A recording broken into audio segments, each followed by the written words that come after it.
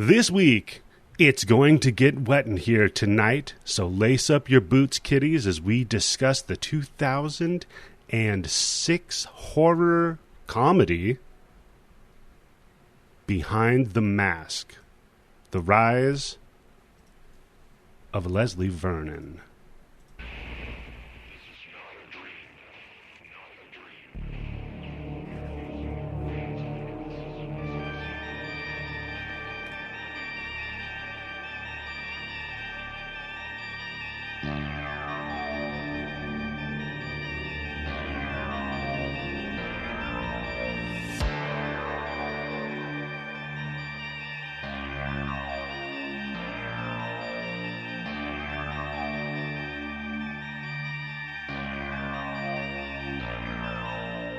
Hello and welcome to the Bloody Bits Horror Show. I am your host, Eddie, the Axe Jefferson, and joining me as always with a brand new librarian fetish, it's Tim Yobo. Oh man, when I saw her name in the title, I was like, oh, this is going to be a good movie. I knew that's exactly what you said. Angel librarian, oh my god. And as always, we are joined by the person who totally snort laughed at the Paradise Lost joke. It's Candice. I did. I really found it. And the whole time I'm like, I would jump his bones so hard. Yeah. This guy gave a lot of women a lot of confused wet panties. But folks, we are also joined this week by the writer of Swamp Dogs and reoccurrent guest on the show. It's JM Brandt. How are you doing today, sir? I am doing very well. Thank you for asking. Well, that's good to hear because, man, here we are. Week 2 of Manscaped March Meta Movie Madness, and we're going to be discussing Behind the Mask, The Rise of Leslie Vernon. But before we do, Candice, what have you been consuming this week? It's been a busy week. It's been a week of ups and downs, highs and lows, brilliant highlights and deep shadows. I had a fucking horrible week at work. So I was stressed out and busy majority of the week. But in my spare time, I got my PC. Mm-hmm. And the very first game... Thank you. And the very first game that I bought was Power Wash Simulator. Because I wanted something that I could just, like, turn off my mind, do some repetitive tasks, turn on some good music. And what just, you know... is the name of the game? Power Wash Simulator. You just power wash things. Have and you ever actually power washed something? Nope, no, I have not. Oh, okay. So you don't know how accurate it is. Washing? Yeah. Yeah. I'm sure it's not accurate at all. It's not the point. It's a video game. Couldn't you have just played Mario Sunshine? So wait a second. Are you just spraying shit on your fucking... It'll be like, this last one was fun because it was a haunted house and it had Enochian symbols on it. And every time I would clean off the Enochian symbols, I'd get a text from the owner being like, I just heard a scream from the attic. Nice. Okay. That's pretty tight. Fun. Sounds fun. There's a game and besides for that, everything. I watched I've also been playing Elden Ring. Oh, baby. And the amount of obscenities that have spewed from my mouth. Oh, baby. Wait, have you gotten to the Swamp Dogs yet? No, I have not. So Elden Ring has totally fucked up my ability to advertise my comic on Twitter because apparently there's monsters called Swamp Dogs. So if you look up Swamp Dogs on Twitter, it's like Elden Ring this and Elden Ring that. You're looking at it the wrong way, man. You just got a ton of fucking free advertising. That's true. You're like the guy who invented that website called Pokemon. And Nintendo now had to buy it off of them. So I would fucking take all your shit and get all those people who are looking at Elden Ring right now, get their eyes on your comic. Yeah, just be like, hey, if you guys are really into the Swamp Dogs and Elden Ring, you should check out my comic. Boom. And you're going to get people who want to buy it. You're going to get a couple of people confused, but hey, they bought it, right? Yeah, there you go. I only want to sell to people that are confused about my book. Yeah, you don't want people that genuinely want your products. You'll pick up one or two people from them that never would have bought it anyway, so I'd say ride that wave. They're like, where's the permadeath? Where's the souls action here? I thought this was a figurine of the Swamp Dogs. Oh, I should change the name of the podcast, Tim? To the Elden Rings podcast? Yeah. No, that's okay. Elden Ring bits. Nah, we're good. We're good. We have a pretty good web presence already. Tim, what have you been consuming this week, my friend? I just been watching The Righteous Gemstones. Okay, what's The Righteous Gemstones, Tim? I guess a show none of you have been watching. Hey, John Tim. Goodman, Danny McBride, Walter Goggins. They play a big religious family. Yeah. I watched like the first episode and I was like, I do not care for this. Oh no, it's really Didn't good. grab me. Candice. Okay. How does it compare to Eastbound? Because I've never watched seen Eastbound and Down, but everybody I know is telling me now that I finish this, I have to watch that and Vice Principals. Okay. All right. Yeah, I watched the first episode of Vice Principals. I did watch Eastbound and Down. I was a few years late to it, but I really liked it. And then I was like, well, Vice Principals kind of just feels like Eastbound, and I don't know if I'm ready for that. And so I just assumed Righteous Gemstones was Eastbound Part 3. It very well could be, because like I said, I've only watched the first episode of Vice Principals now. I didn't watch Eastbound.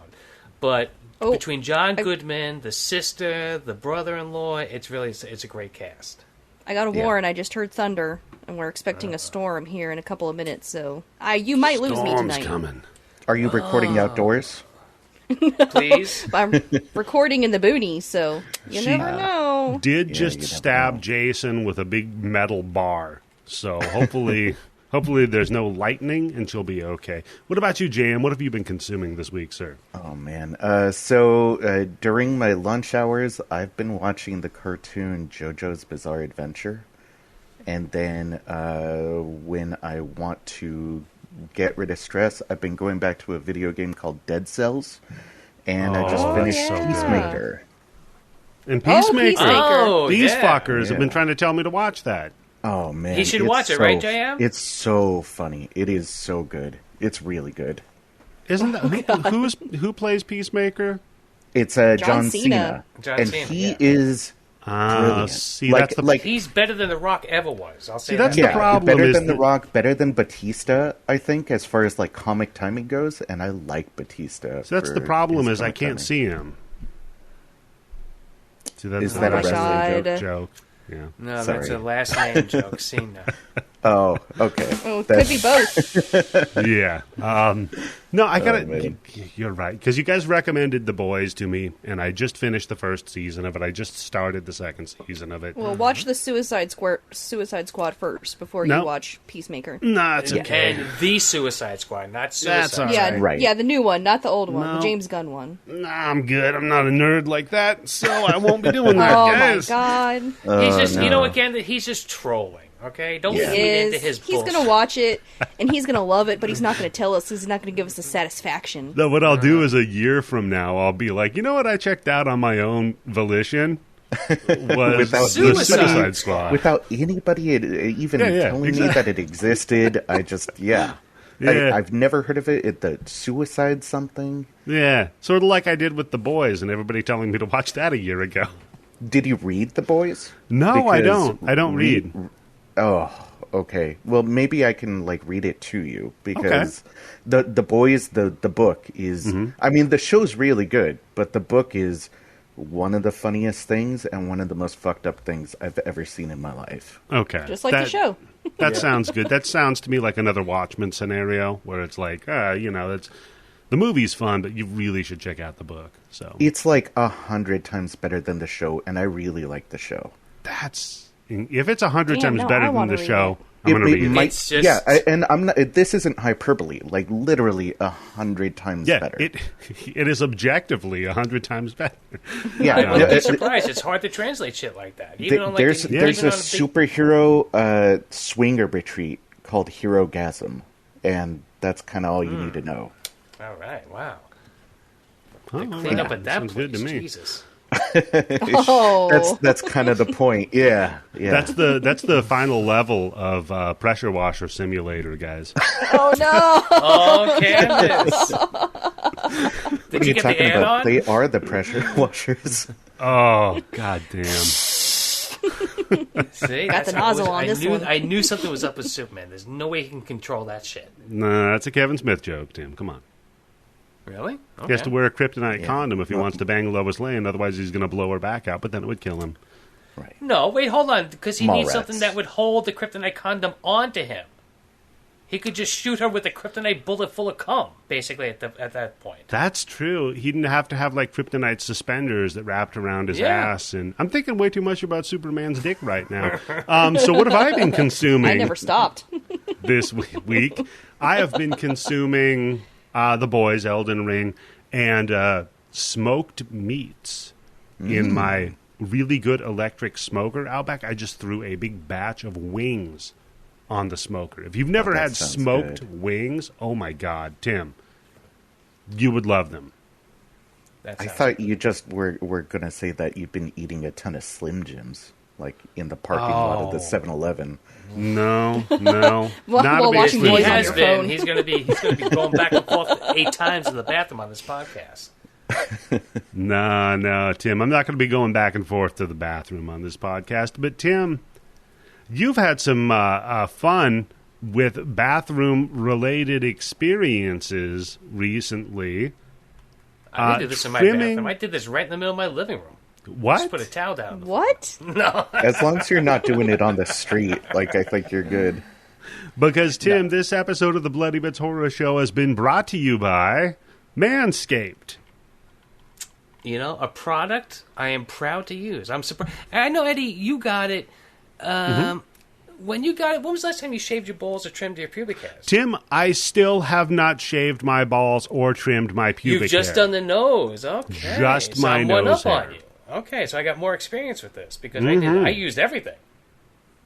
Okay. So, Tim, why don't you tell us all your experiences using the quality products that were given to you from manscaped.com? Well, first of all, I need a little help out from the company. I need them to please send my wife a letter stating that the reason why I got this free, beautiful kit in the mail is because we're supposed to be doing advertising for it and not because I'm going through a midlife crisis, which I might well be, for all I know. Oh, God, Tim. Because all of a sudden, her 53-year-old husband got a kit in the mail where it's going to be like shaving his balls, trimming his pubic hair, deodorant for my balls. I think they even give us some ball toner, which has just... What a lifesaver that is, let me tell you. Now my cat can't get enough of the smell of my balls. Oh, God. Tim. No, but really, it's a well-made product, and the last time I had anything like this had to be when I was probably even right before I met my wife. And I got something, and I remember it was specifically for, like shaving your balls and all that stuff. And, it didn't have a guard on it like this one does, or a light. So when I first did it, I kind of almost went down, not my balls, but like in the, like above the tool. I shaved all the way down to the skin. So eventually I had to shave the whole thing off, so I was like baby smooth. Oh, wow. Because it's going to look weird, I thought, with just having like a mohawk. So and then I'm going into a mocock. Yeah, a mocock. Nobody, believe me, any woman who saw that wasn't going to be saying mocock. You should just have like a question mark or something. No, but what I liked about this was it has the guard on it, so you'd have to really try hard to shave off too much on your first go around with it. That light is pretty cool. I like the light because, when you're fucking around next to your tool, you want to make sure you have the right tool. Yeah, my husband said he really loved it. Yeah, no, it's really good. It did this job. And the nose hair, weed whacker indeed. Because again, a long time ago, when I got my first one, nose trimmer, that thing had like a fucking oily, metallic smell to it that whenever I used it, it was like I was like fucking shooting up a fucking mechanical oil change up through my fucking nose. This one, nice little smell. No light, though, but you don't need a light to see up your own nose, I guess, right? Yeah, no, but that would be a little cool to do it. Yeah, it'd be Tim. cool to see the light coming through your nose like a flashlight on your hand. It'd be like that scene in Total Recall. Oh, yeah, God, yeah. Holy shit, I like that. But yeah, no, my nose hairs are pretty thick. I remember one time my nose was tickling me and I fucking yanked out a nose hair. I was like, well, I could use it. If I had 50 of these, I could make a paintbrush. I know exactly what you mean. Like I mean, if any of our listeners probably remember the episode where I shaved my nose hair live on the microphone, and all that nose hair went right on the microphone. I could hear it hitting it. Yeah, it was raining right down. No, dude, I mean, that is a quality product. Because like I said, I've tried out a bunch of different nose hair trimmers, and that is the only one that I've ever used that doesn't pull the hairs from my nose. Right. It actually yanking cuts the fucking them. hair out or anything like that. So that's a big plus, because otherwise you're going to come out of the bathroom crying, and now my wife's going to be like, why do you have shaved balls, and why are you crying in the bathroom? What's going on? So I really need a letter from That's the CEO. The midlife crisis okay, part. please. Yes. Yeah, there's the problem. And then the other thing, too, is they say the fucking ball deodorant, man. That's weird. Is that a good thing? Ball deodorant? It is a good thing. It smells. It does not smell bad at all. Okay, Yeah, it's it's got what's mine better here. than putting aftershave on your balls. Trust me. You don't want to put aftershave. You want to Oh, have God, this. and then you're like Kevin from Home Alone?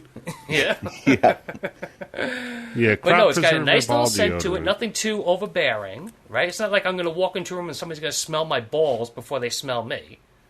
Oh, you know what? You're right. This does actually smell really nice. I've got it over here with me. Yeah. It does smell very nice. Okay. And You know then what? the ball tone, a little spray, a crop reviver. I wouldn't turn down balls that smelled like that. That's for damn sure. Let me tell you, I got both of them in my hand right now. Both of your balls? No, the crop reviver and the crop preserver. Tight as a seal. That's right. And if you want to have both of them in your hand as well, you can get 20% off and free shipping with the code BITS20 at manscaped.com. That's 20% off with free shipping at manscaped.com using promo code BITS20. Unlock your confidence and always use the right tool for the job with Manscaped. Trademark. You only have one tool. Don't cheap out on the tool. Dude, no kidding. Oh, my God. Tim, write that down. That's a good fucking slogan. You only got one of them. Yeah. Oh, boy. All right. So, yeah, go out there, buy some stuff from Manscaped, please. Please, please, please. Plus, I love the fucking underwear. I've been wearing the same pair of underwear for like 3 weeks Tim, now. Since no. Tim, no. I don't have to worry. I just put a little bit of that crop preserver on. No, Tim, Boom. they don't. Manscaped does not recommend you wear one pair of underwear for 3 weeks and just put on deodorant. Nobody's recommending Could, that. though, right? Their tagline No. is, you probably could, but why would you? I'll say this. I've done it, and nothing's bad happened yet, so... Okay, well, that's good, Tim. So Behind the Mask, The Rise of Leslie Vernon, Candice, this was one of your suggestions and mine. I'm not going to give you 100% credit. I'll give you 45%. So why, for March Meta Movie Madness, was this your pick? Well, I remember way back when I first joined this podcast, I was like, we need to do a meta movie month. And March is my birthday month, so I was like, fuck it, we're going to do it on my birthday month, because these are some of my favorite movies of all time. Oh, yeah. And we have toyed with talking about this title. We have coyly referenced it in probably every single episode. Yeah. Me and you both, Eddie. Did At we? some point, we referenced this at movie. me. Oh, yeah. And finally, it's here. And I have... When you were given the intro and you were just, like, building up to the title, I was getting goosebumps. I fucking love this movie so much. Oh, it's amazing. What's your history with it, though? It came out in 2006, and I was in college. And when my finals were done... You just shit so bad. I was that just you going to scared- say, Candice just blew up a bathroom and blew her chances with the jock. If you want to hear about that, patreon.com/bloody bitch. You can get the full story of Candice shitting up the bathroom so bad that it lost her dick. Go on. Yeah, that a guy actually said, you know what? Under no circumstances will I ever have sex with her. That's it. Nope. Done. Patreon.com/bloody bitch. Okay, Anyhow, so what I would do to relax after, finals were finally over, I would just binge watch all the movies that I missed during the semester that I didn't have time to watch. And one of the movies that popped up as like really highly recommended by reviewers was Behind the Mask, The Rise of Leslie Vernon. So I was like, all right, let's add it to the stack of movies. And I was never the same again. I was like, this is it. I've peaked. Like, I will never watch a movie this good again. This smart, this funny, this charming. It just fucking blew me away. There was my life before Leslie Vernon and my life after Leslie Vernon. Wow. Because every You got a Leslie time... Vernon tattoo? You know what? I should.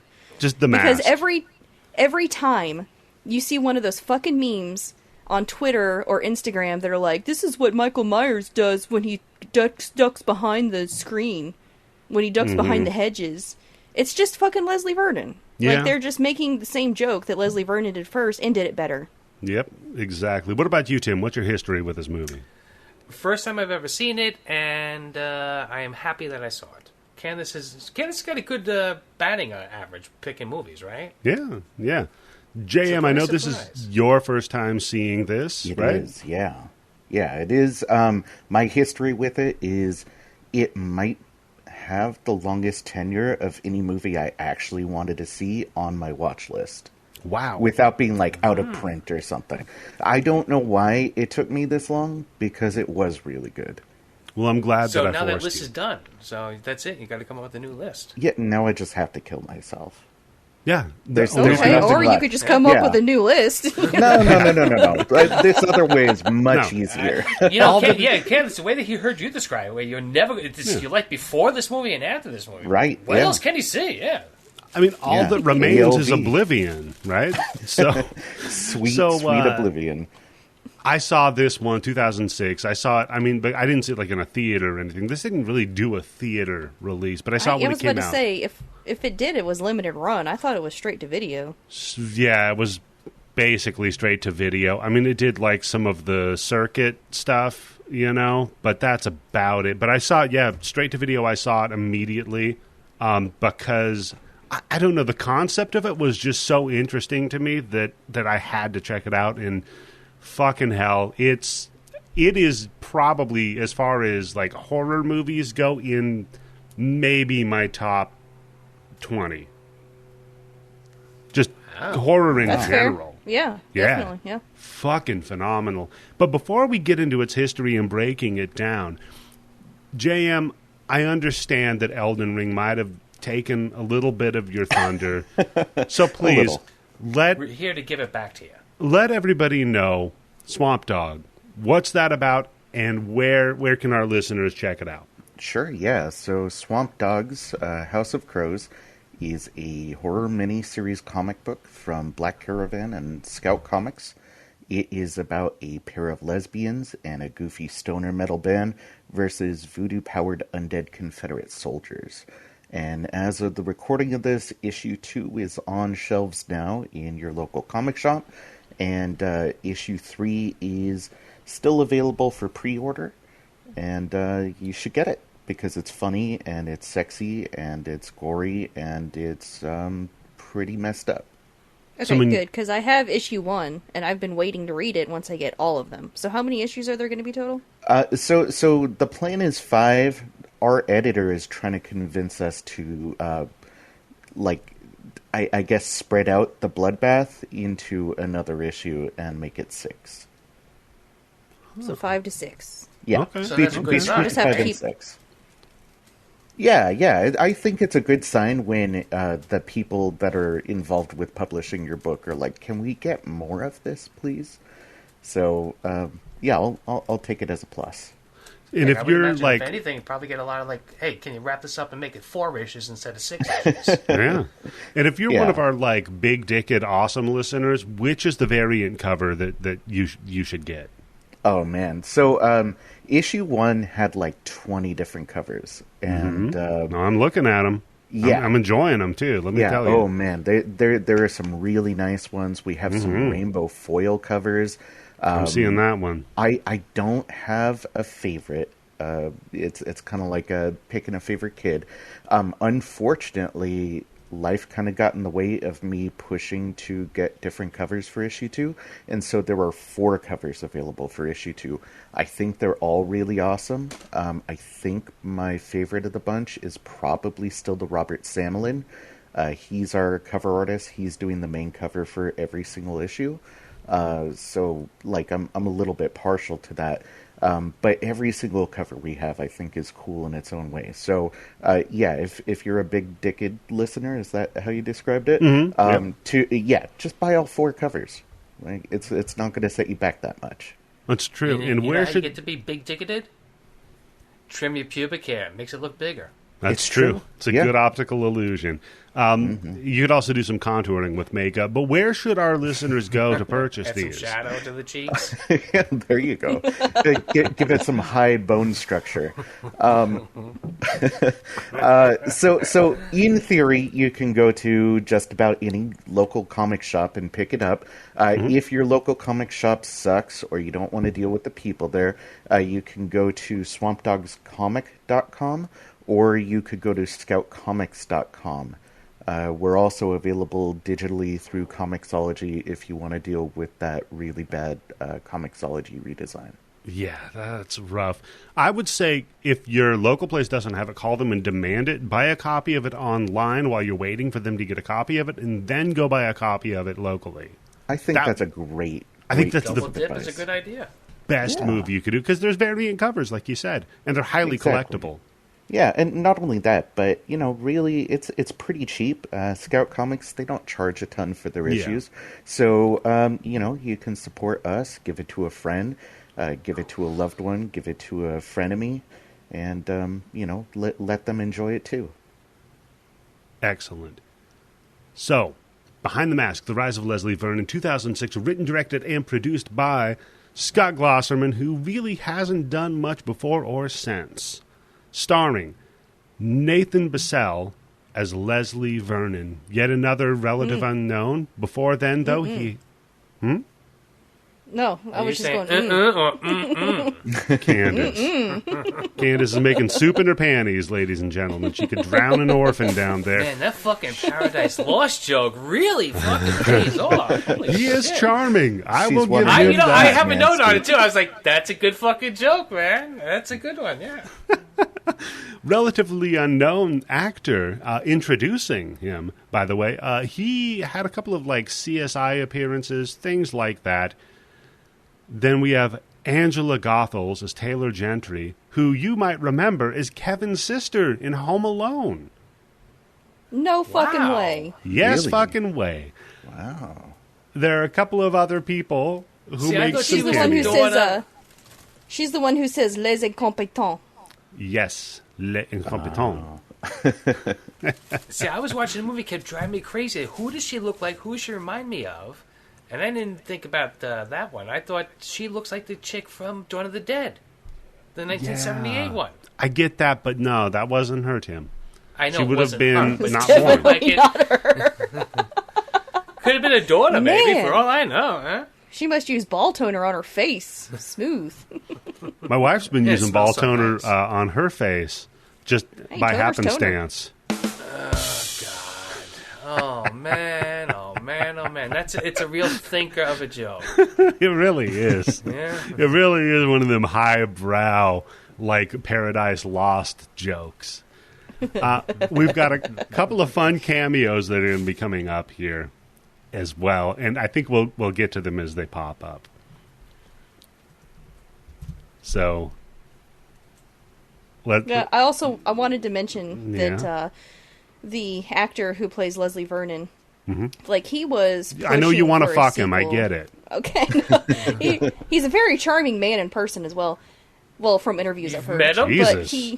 No, I have not. No, she met him. stalks him. I can tell from across the street he's very charming. I laugh so hard at his jokes, and then he's like, "Who's there?" But he has pushed so hard for a sequel for years, and it's never going to happen. Well, first of all, spoiler. I mean, it might be a good thing. Which it might be a good thing that there is no sequel, because it's just perfect little gem. no, It's like you making can't a top sequel it, I think. to The Nightmare Yeah. Before Christmas. It can never be as good as the original. If anything, it might cheapen it. So it's probably a good thing that there will never be a sequel. Yeah, I kind of respect movies that don't go out and have a sequel, especially if they're in that sort of a sequel heavy genre, right? Yeah. But is it a question of that they don't want to do a sequel, or nobody's interested in making the sequel? Nobody's interested in making it. This Yeah. movie did not do well at all.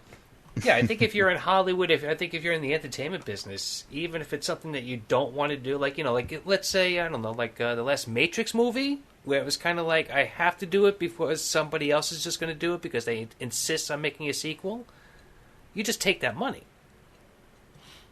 Yeah. Yeah. Yeah. I mean, creatives want to create, right? And sometimes you don't get the choice of what you're creating. Yeah, and if you turn down that job, who knows when the next job you're going to get is, right? And Exactly. a job is a job, and it gives you enough money that way you can maybe later on do what you want to do.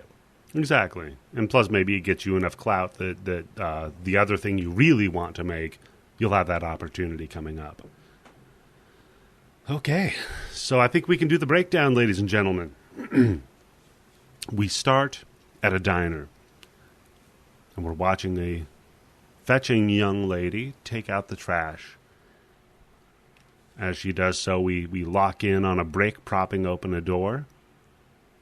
And in the background, as she shuts the trash lid down, we see a masked maniac. She looks in his direction, and as she does so, the door that she propped open with the brick moves out of the way and the door slams shut. Then we cut to the news. We're in Glen Echo and introduced to Taylor Gentry. She's doing a story on evil. And we learned that in the universe of this movie, the events of Friday the 13th, Halloween, Nightmare on Elm Street, that all really took place. Yeah, this is... But they're this real is like, serial killers, right? They're not supposed yeah, to be... they're real. Yeah. They're real people who do this as a living. How you make money doing this, I'm not sure. I don't know, but Well, I sign like the me part up. where they talked about Friday the 13th, about how because of all the murders, the entire town is like a ghost town because everybody just like fucking finally moved away. Yeah. Yeah, seriously. If you lived like near Camp Crystal Lake or you lived in Haddonfield, like why wouldn't you move the fuck out immediately? But just think, JM, all the people who held on to that property right now are making a mint doing podcasts about all those murders and true crime stories, right? That is true. That's true. That is true. That's going to be the next big horror movie, is it somebody like returning to their hometown to do a true crime podcast about supernatural events that took place, and then real shit happens to them. I feel It has like to be that- already a Like movie, that. man. Come on. There's no way that somebody's Okay, not name make the a movie. podcast horror movie. I'll There's hold my a Who breath. knows what the name of it is, but... there's a book. There's a book that does that. I'm sure there's a I book, can't- but nobody reads books. Yeah, that's true. By the way, excellent cameo when we're at the Elm Street house. Kane Hodder walking in. Yeah, he's in the Elm Street house. That was so funny. Very good. See, that's why I have the Freddy claw signed by Kane Hodder because of this movie. Really? It's because of this, and No, it's not because of Jason because of Goes this, to and Hell. you know it. It was mistaken identity. You're a Also, horror man. we zoom out and we see that she's been filming in front of the Rabbit in Red Lounge, which is the strip club in Haddonfield where Deborah Myers worked. You're going to notice there's a lot of these little tidbits that they pepper in here throughout the entire fucking movie that if you're paying You can- attention... Yeah, you can tell this movie was written by someone who grew up on these movies and watched them religiously and can beat for beat, note by note, tell you exactly what happens in them. Like, this is such a love letter. Well, at Yeah. the same time, poking fun at it, it's also in love with it, and is like, this is a transcendental religious experience that's happening in these slasher films. It really hits the same vibe as A Cabin in the Woods Yep. with that. Definitely. Yeah, the only difference is Cabin in the Woods does more than just slashers, though. True. Very true. This is entirely slashers, which is your least favorite genre of horror movies, right, Candice? It's not my least favorite, it's just not my favorite. What is your least favorite? Giallo. Okay. Oh. Yeah, that's I fair. fucking hate Giallo movies. You're Truth going to level? hate July, Candice. No. Oh, Yep. so am I. Giallo. Man, fucking gloves and baby doll fucking face mask all over the goddamn Oh, place. it's Giallo lie, Candice. Just get ready. Ooh.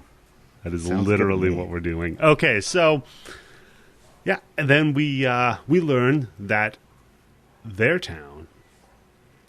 And by the way, there's a couple of little bits of concession about their town here because,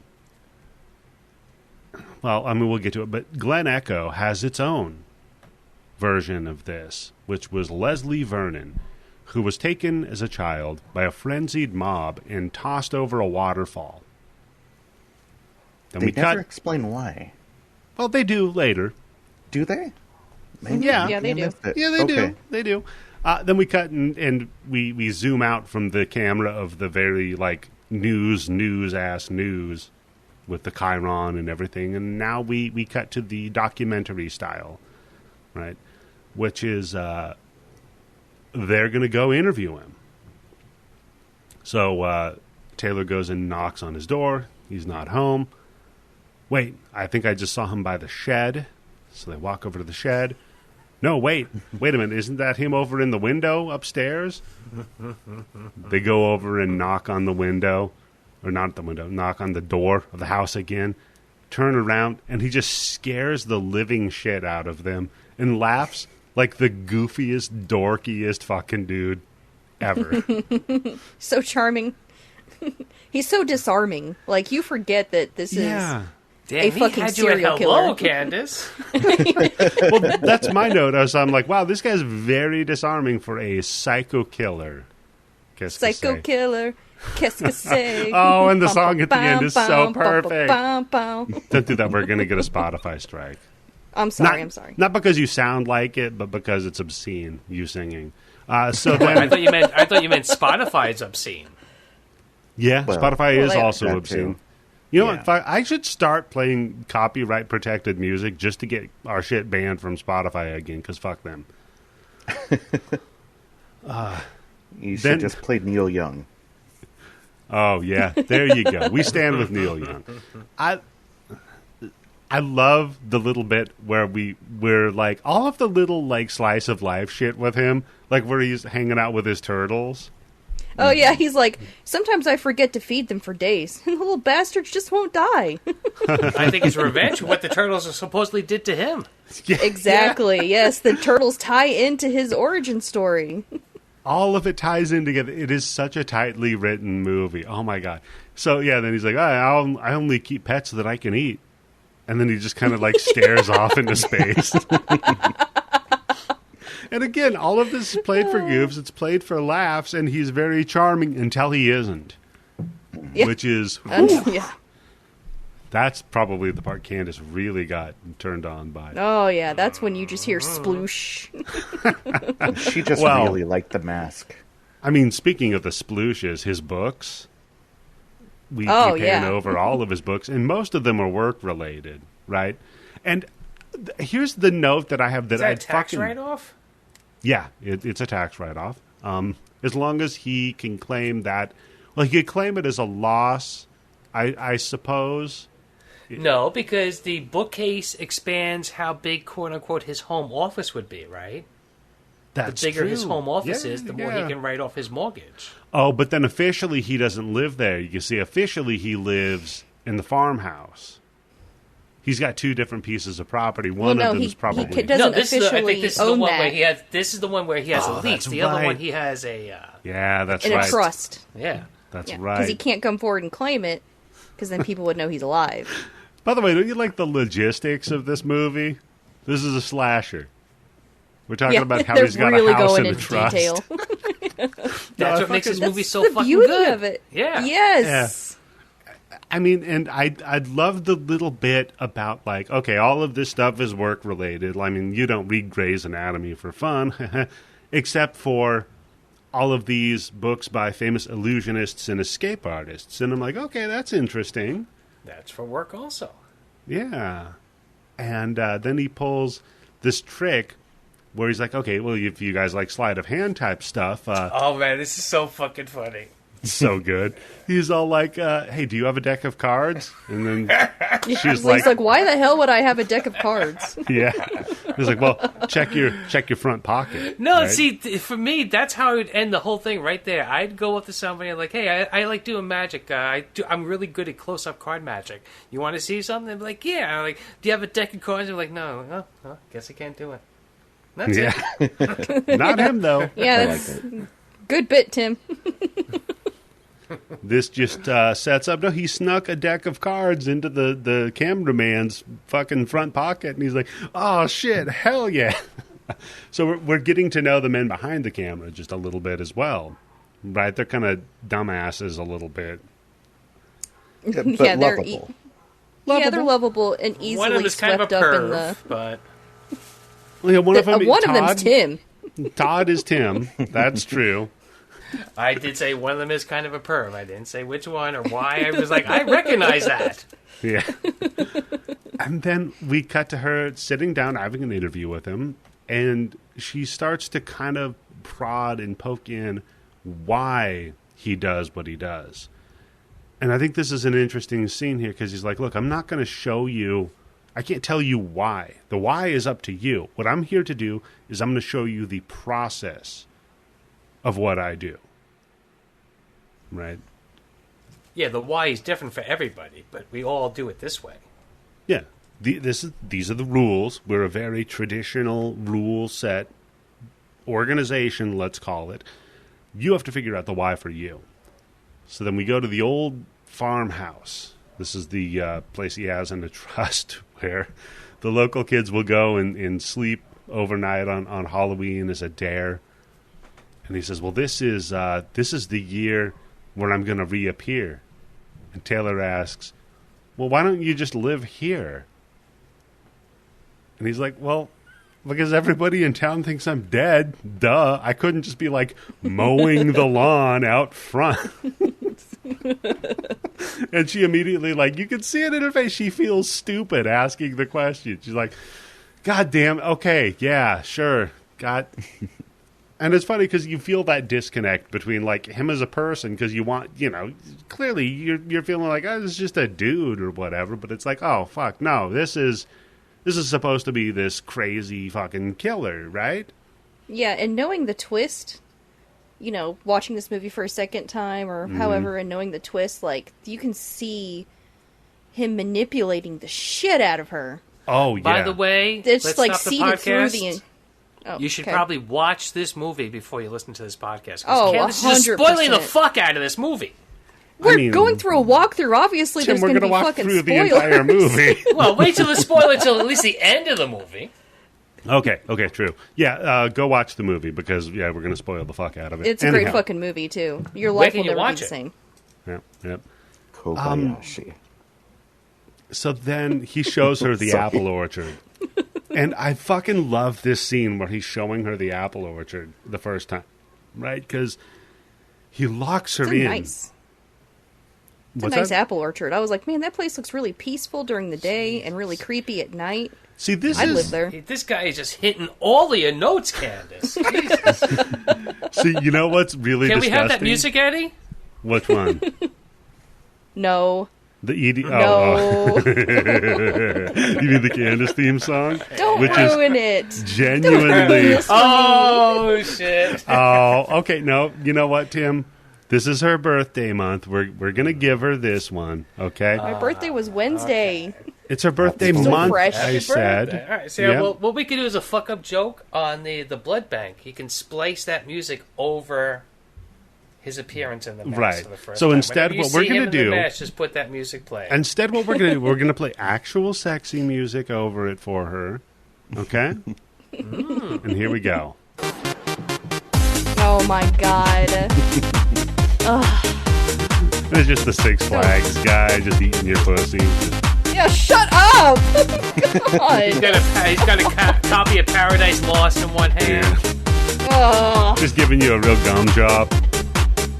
Shut up! God. By the way, if you want to know the origin of that joke, patreon.com/bloodybits. And thank you for Well, no, because he's pausing getting your the gum outrage. job because it's on an airplane, so it tastes a little different. Patreon.com/bloodybits if you want to understand either of those jokes. No, what I love about this, first of all, this is all filmed in Oregon, by the way. Yeah. Woot. It's supposed to be Maryland, but it's Oregon. Yeah, my turf. And I've often joked that, like, I'm going to get out of the whole technology business and just go have an orchard out in Washington or Oregon and make apple butter. You know, that's just gonna how I'm gonna end it up. Like, I'm fucking done with this shit. And it's a very nice apple orchard. But he locks her in with this exposition. He's like, listen, if you go out here on a harvest moon and you till the soil, it comes up wet with blood. And if it's wet, all right. That's gross. And if that night it's as silent as death, you can hear the sound of my mother's dead body swinging in the trees. No, I'm kidding. It's not going to be that for like a I'm just month. Fucking with you. Come on, man. Look at this stupid camera. He looked at his feet. That's he so points good. like, did you hear that? Did you hear that? No, I'm just fucking with you. Fucking great dude. This is a cool kind of a serial killer to be, by the way. Well, I think what it goes to show is just like how, like Candice said, how smooth he is and convincing, right? Because he gets them buying into that whole fucking stupid bullshit story right there. Yeah, he's a good salesman. And I respect a good salesman, sir. That is for damn sure. So then we cut to him doing his physical training. And again, I mean, this was in the trailer of it, is him like punching the shit out of the punching bag and, you know, exercise. And he's like, oof. Oh, man. I did, for my cardio this week, I did some shadow boxing. Holy shit, that is harder than it looks. That's rough shit. Oh my god, after 30 minutes, I was like gasping on the floor covered in sweat. Not in a fun way either. Yeah. I was like, how the hell is this so difficult? You gotta hit something, Candice. That way it's a little bit better. No, I don't have one of those things. What are they? A punching bag? Bags or whatever. A wall? Yep, that thing. A wall? You don't have a wall? You're not supposed to punch I told you guys the wall, before, Tim. I'm 53 years old and white. I need a wall to punch. Tim, you hit the wall years ago. So he's talking about... It's okay, so did I. No, he's explaining, like, man, you don't even get it. You have to do so much cardio because, like, you got to, like, run like a gazelle without even getting winded. Plus, I mean, you got to make it look like you're walking while everybody else is running. It's so tough. Such a great fucking line. It's fucking great, dude. So then we got to him, like, talent scouting. He's like, look, you got to get the right group of people. Okay, first you got to get some of these jocks. They're strong. They got a good, healthy libido. You got to get some of the stoners, too. They're not real good at running, so they're good for, they like... pad your numbers. They're padding your numbers. Yeah. Fucking love it. He's like, then you got to find your one survivor girl, which we're going to refer to by the real term, which is your final girl. Right? Okay, yeah, they say survivor girl, but yeah. Was there an Easter egg in this scene? Yeah, with the girl skipping rope. Yes, okay, good, okay. Yeah. There's the 1, 2, 3 coming for you girls skipping rope. I didn't even pick up on that. Man. Every time you watch this movie, you'll pick up on something else. Oh, yeah. Go rewatch it. I mean, it holds up to multiple viewings completely. So he's like, and that's not easy to do with a comedy horror movie. Or either a comedy or a horror movie. Watching it more times, it makes it better, right? It's true, yeah. Because, I mean, you know the jokes, but so much of this really, like, leans on his performance as Leslie Vernon. Oh, yeah, this movie would have broke without him nailing this performance. Yeah, exactly. He's super charismatic. Charismatic, but then, like, creepy as fuck, too, when he needs to be. It's such a hard fucking role to just nail, and he does it. Hard. You all right, Candice? You need a minute? Candice, stop talking about your nipples, Candice. Come on. Oh, we'll get to the nipples, Tim. Don't even worry about that. Leslie. Oh, Leslie. So he's like, all right, so now you got to find your final girl, right? And the deal is she actually brings the little column A, little column B together. And then he goes over the scope of the final girl. Like, look, she's capable, she's studious, she's a virgin, because, you know, it's a slasher. Apparently he can sense that. Well, he's got virgin dar. But they sense each other, right? Because then she looks over at him, the virgin that he scoped out, and he's like, oh, did you catch that? See, we sense each other. And so Taylor's like, so she's your final girl? He's like, no, stupid. Dude, if I was just picking her out now, I'd be so behind schedule. Yeah, he always makes her sound so dumb when she asks questions. But then I love that the cameraman Todd is like, oh, it's like a cooking show where you show the thing. With the pie, yeah. yeah, with the pie. And then you've got one that's done, and he like stares at him like, what are you talking about? Yeah, he kind of gives him like a psychopath look. Yeah, like if you don't shut the fuck up right now. I think that's what it is, yeah. He's talking to her. Yeah, you're the camera. You're not to be interacted with. So then we cut to them spying on her at the diner, right? And she says, "Oh well, can I go talk to your girl that we're gonna kill?" He's like, "No, off limits. Listen, you can't interact with her. You're gonna fuck my entire groove up. You got to leave that alone. This is step 3. It's time to do the flyby." And this is that scene that we saw in the introduction, but we're seeing it from the perspective of him doing the setup. And in fact, we're seeing the camera crew working with him. They're complicit. Yeah. They've ruined the experiment now, right? They're gonzo journalists. Yeah. As a journalist, you're not supposed to interact with the thing you're filming. But he's like, well, as long as you're here, why don't you be the one? Because she puts a brick to hold the store open. I've attached a clear line to it. You pull that, right? And that'll cause the door to shut. So she's going to come out. I'm going to do a flyby. She's going to see me. You pull that. The brick goes flying away. The door shuts. She turns around, looks at it, turns back, and I'm gone.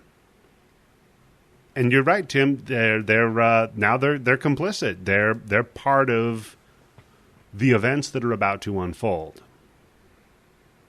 So we see it. They kind of quickly, like, fast cut through the intro scene again, and we cut to them. Job well done. They're all celebrating out front after all of this happens, and the cameraman kind of points out the window of the van, and we see a dude pull up in a car. It's like, hey, who's that? Like 2-second shot. Yeah, just real quick, who's that? Who cares? Let's get out of here. That'll come back. Put a pin in that. That'll come into play later. Oh yeah, definitely. You should have had a big white car. Yeah. So his car, if I'm not mistaken, is that the one? Because one of them in here is basically the model, make, and color of Sam Raimi's car from the Evil Dead series. I think it was his. Deep cut. Yeah, there's a lot of that in here. So the next day, speaking of deep cuts, we go meet Leslie's mentor. It's Herschel from The Walking Dead. Herschel from The Walking Dead. That. Yes. Could not unsee that. No, it's when that's everything I see him in from then on. That's all I can think about is The Walking Dead. Yeah, he was really good in it. Scott Wilson, by the way, he was in an episode of The Twilight Zone. He was in The Exorcist 3 as Dr. Temple, and he went on to play Herschel in The Walking Dead. In the original Twilight Zone or the remake? No, it was in the 80s. Okay. Not the movie or anything. It was in the 80s the series. TV show, yeah. Ugh, yuck. Not their best run. Some good stuff, but yeah. As well as his wife, Jamie. By the way, this Oh, Jamie. Go ahead, sorry. No, go for it. Oh, I just love the part when he's like, Jamie's here, she's hot. And he, like, does the tits hand motion, And then she opens the door and he's like, hey, Jamie! Hey, how's it He's going? giving them the look like, I almost got caught. I mean, yeah, she is, so it's fine. That's just locker room talk, Candice. It's okay. Just the boys. No, I just like how he gives that look, when you almost got caught doing something inappropriate with the person. They're like, hey! Yeah, as what a if surprise that seeing you look here. doesn't give it away. Right. As he's holding his hands out, miming boobs, and he's like, hey! I wasn't doing anything here. By the way, Eugene, the mentor here, he's supposed to be Billy from Black Christmas. Oh, yeah? Mm-hmm. And she's supposed to be Olivia... De Havilland, right? Mm-hmm. Shit. Black Christmas. Oh, my God. Olivia Hussey. Yes. Oh my god, I totally blanked on her name. Yeah. And boys, what's the tagline to Black Christmas? I forgot that game if your already. skin's not crawling, it's on too tight. There you go. Yeah. If you want to hear more of us trying to guess movie taglines, patreon.com/bloody bits for our last bonus episode that we just recorded less than an hour ago. So they ask, where's Eugene at? Oh, he's out back in the tube. I'm like, what? The tube? Okay. So she's asking Leslie, like, what the fuck is in the tube? He's like, yeah, so,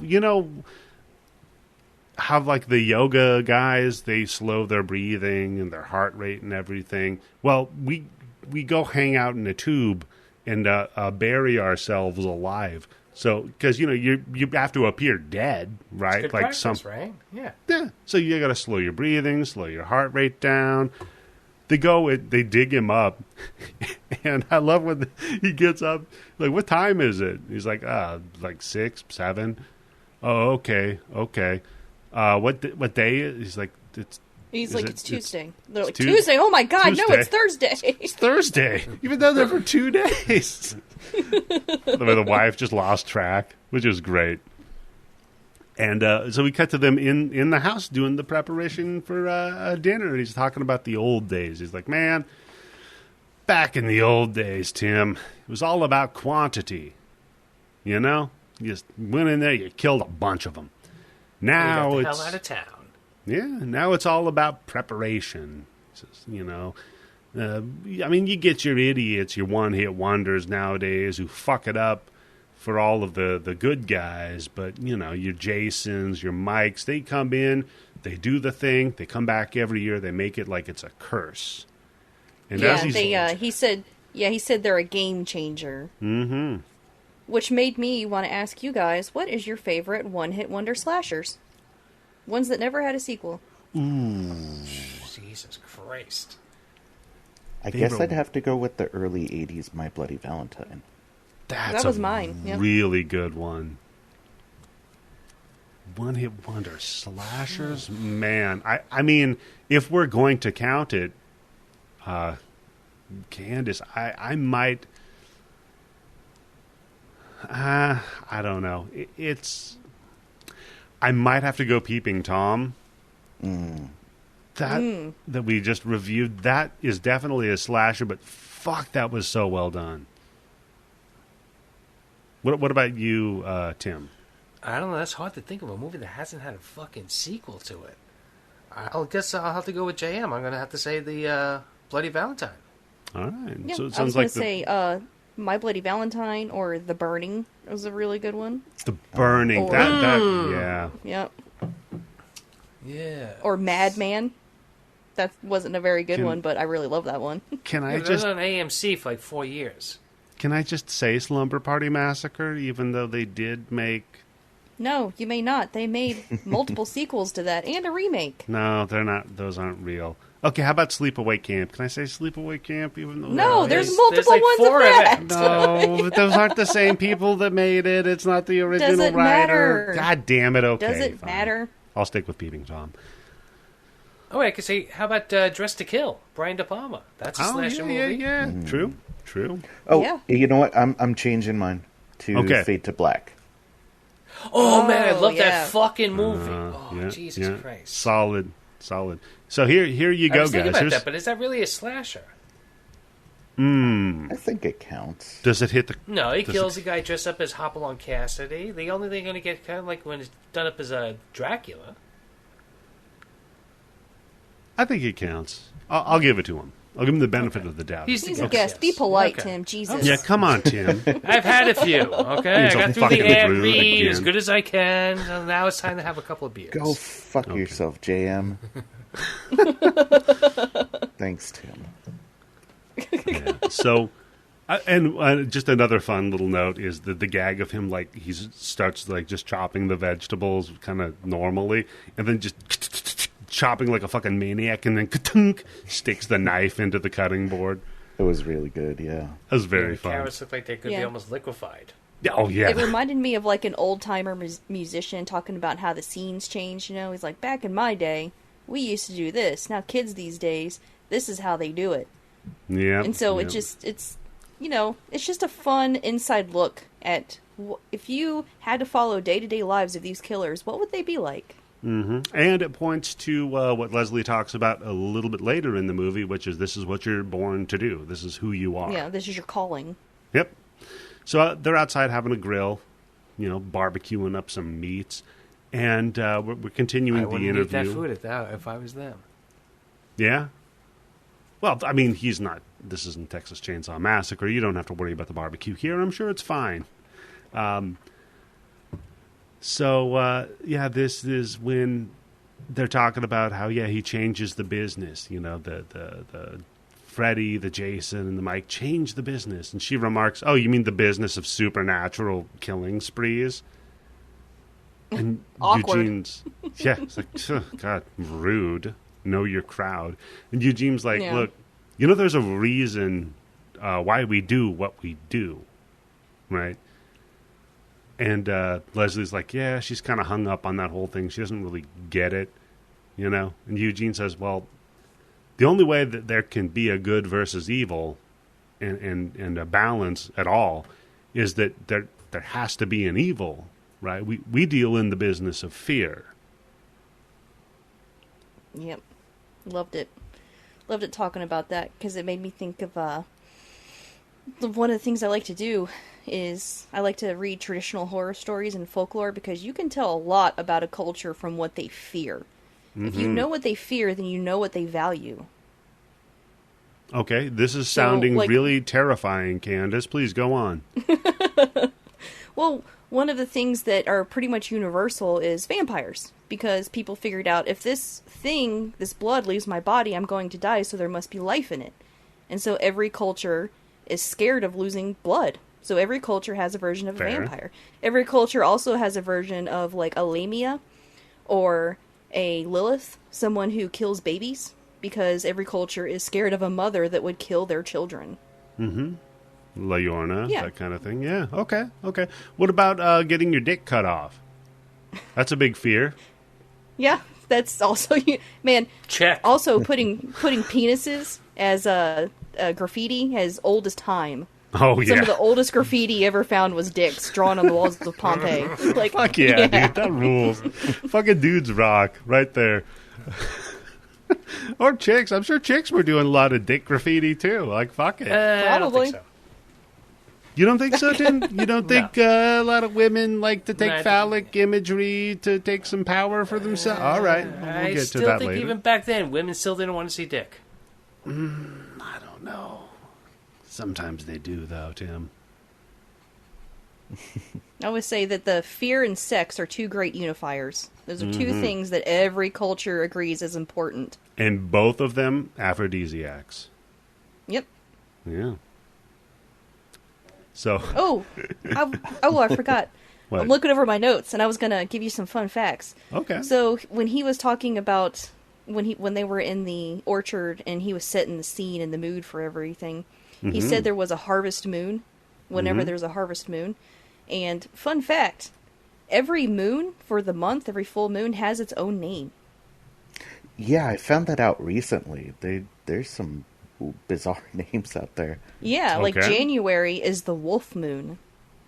How cool is that? Like the Typo Negative song. Okay. Yeah, but I was writing a book about werewolves, and I was trying to go real traditional, so I was looking up names of different moons and stuff.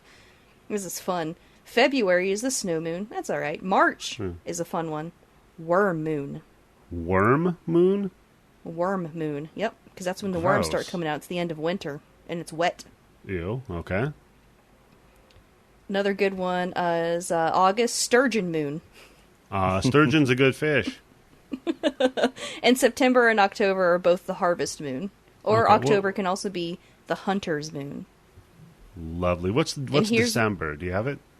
Cold moon. Oh, that's my moon. Yeah, it's good, isn't it? Mm-hmm. November is probably Tim's favorite, beaver moon. I was going to say, if you say pussy moon, because it's blood red. Beaver moon. Remember the noon of Movember. Or November. Moon of November. Movember. That's, the mustache thing. Anyhow. Lovely. That's I did not know that. Yep. So now we cut to Eugene and Leslie having a little conversation. It's like, look, you doing all right with this whole setup you got? And he's like, yeah, I got it. I got this red herring lined up and everything with the library. And I'm thinking I might knock off one of her friends. And Eugene's like, no, that's going to bring too much heat on you. You don't want... Does she got anybody else you could kill? And he's like, Well, there's the librarian. And this is when Taylor asks, well, what's a red herring? And he's like, oh, it's a preliminary strike. And this is the first second where she's like, oh, you mean the person you're going to kill? And he kind of brushes it off. Oh, yeah, that's right. This is about killing people. Yeah, you're talking about literally ending people's lives. Okay, cool.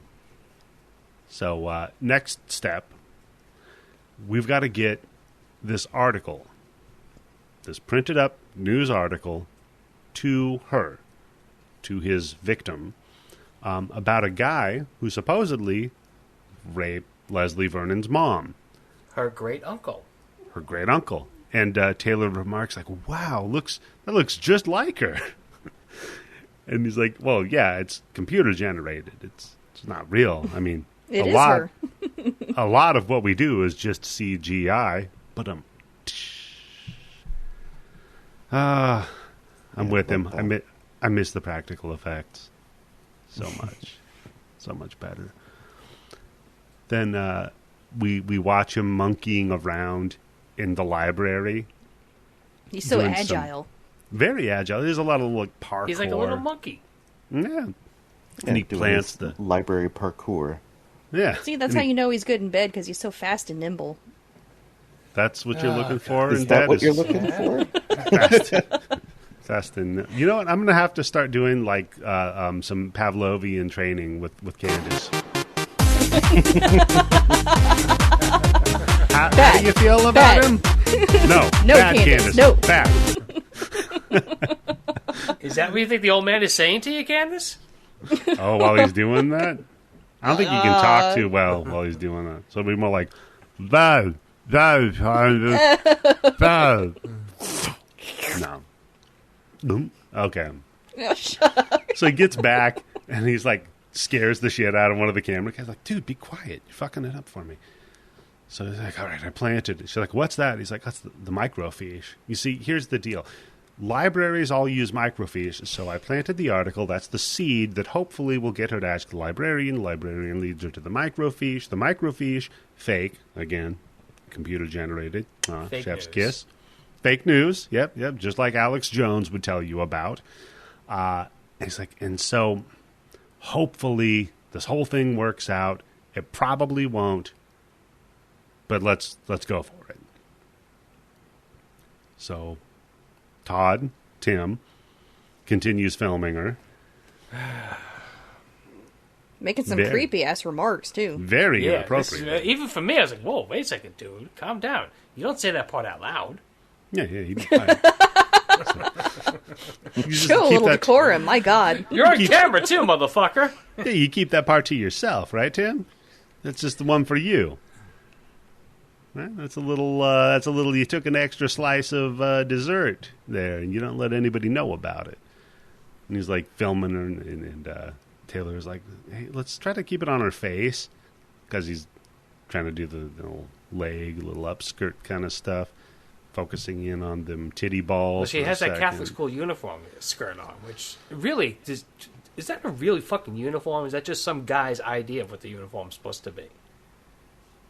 I have no clue. Tim, I don't know. I didn't go to Catholic school. JM, what do you think? I did not go to Catholic school, but if porn has taught me anything, it's that those are real uniforms. Okay. So there you go. That is exactly a real uniform, Tim. Well, no, I went to Catholic school. I don't ever remember them being that fucking short. Maybe things were just bigger because you were smaller back then. That could be it, yes. That could be it. They just have to wear the same uniform since they were 6. Oh, God. Oh, that's the thing. Yeah. There it is. Like, you got the part, actress lady, but do you have your uniform from when you were 7 years old? And speaking of getting turned on, Tim, she goes to the librarian to get the microfiche. Oh, buddy. Oh, here we go. Ladies and gentlemen. No, I don't know. This kind of like ruined the dream a little bit. Did it? Aww. Oh. Nah, I'd still fuck her. Okay, because the librarian, played by Zelda Rubenstein, do I need to point out who this is? No, of course not. She's horror royalty. Greatest ass in Hollywood. Kim Kardashian She's wishes got a she great had an ass. like that. Yep. Tim. No. No, Tim, no. That shit don't work on me. That's true. Zelda fucking Rubenstein. I don't know what the fuck I got to use on Tim, man. I got here we go. Does that work? I was going to say a spray bottle, but Yeah, I don't think I. Here we go. Does that work, Tim? Does that turn you down a little? That little doesn't bit? really set the mood. Okay. Hopefully. Yeah, I put a thing in my notes that I was like, if that was Tim behind the camera, he'd be zooming in on Zelda's ass. That's right. I like you, too. Switch outfits right now. Tim, put it back in your pants. So, yeah, no, It's so nicely groomed. yeah. Manscaped.com, promo code BITS20. It smells so nice. Tim's good-smelling, well-groomed mocock he's got going on there. So, yeah, they librarian Zelda brings her over there, tells her the story. He's like, listen, that Leslie Vernon, well, I'll tell you all about that. See, it turns out that his mom was raped, and then the boy, she got pregnant from that rape. So Leslie Vernon is the product of rape, and they didn't like him, so they made him live out in the shed and work in the apple orchards like a slave. And then one night, he killed the dad, hung the mom, and then the townsfolk all came out. They tied the boy up, and they threw him over the waterfall, where he was drowned and he's dead, and don't worry about it. And turtles ate his corpse.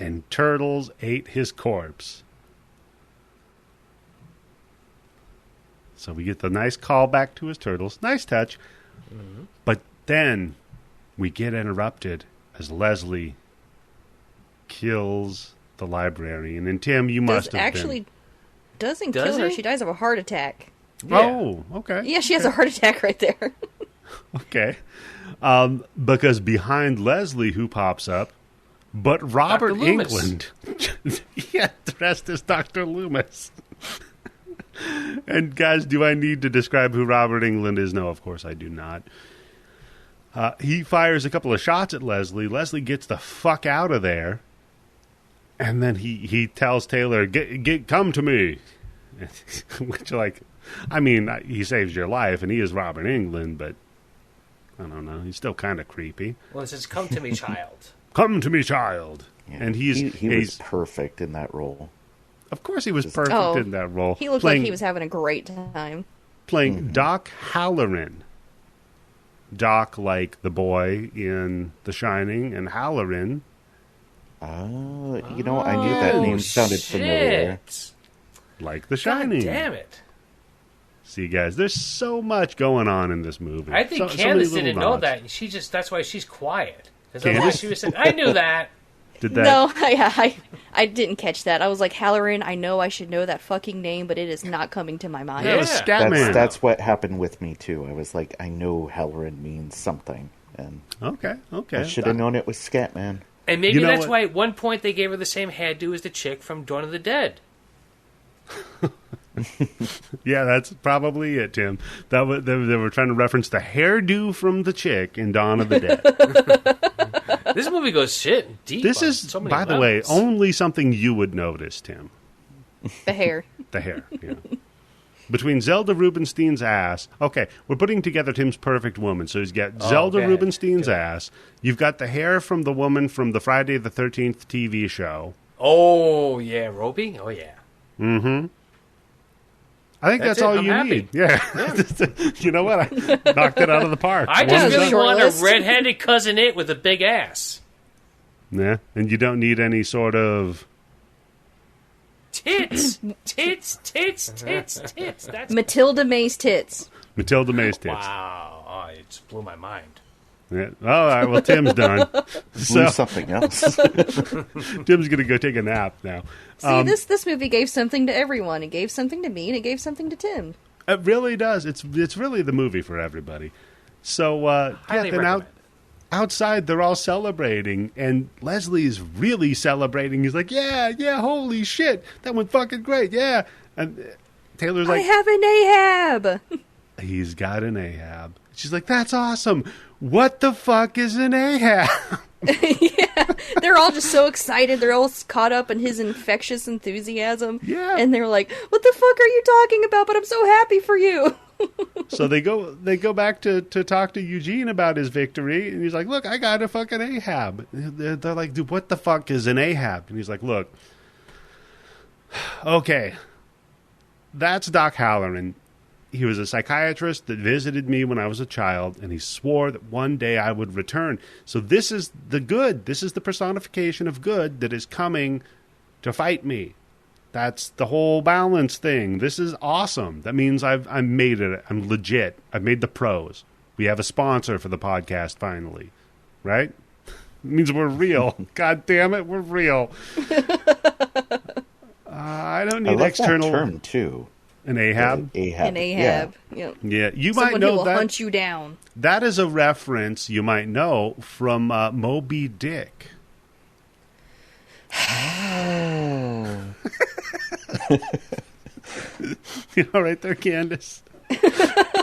Oh man, we skipped over the Paradise Lost joke.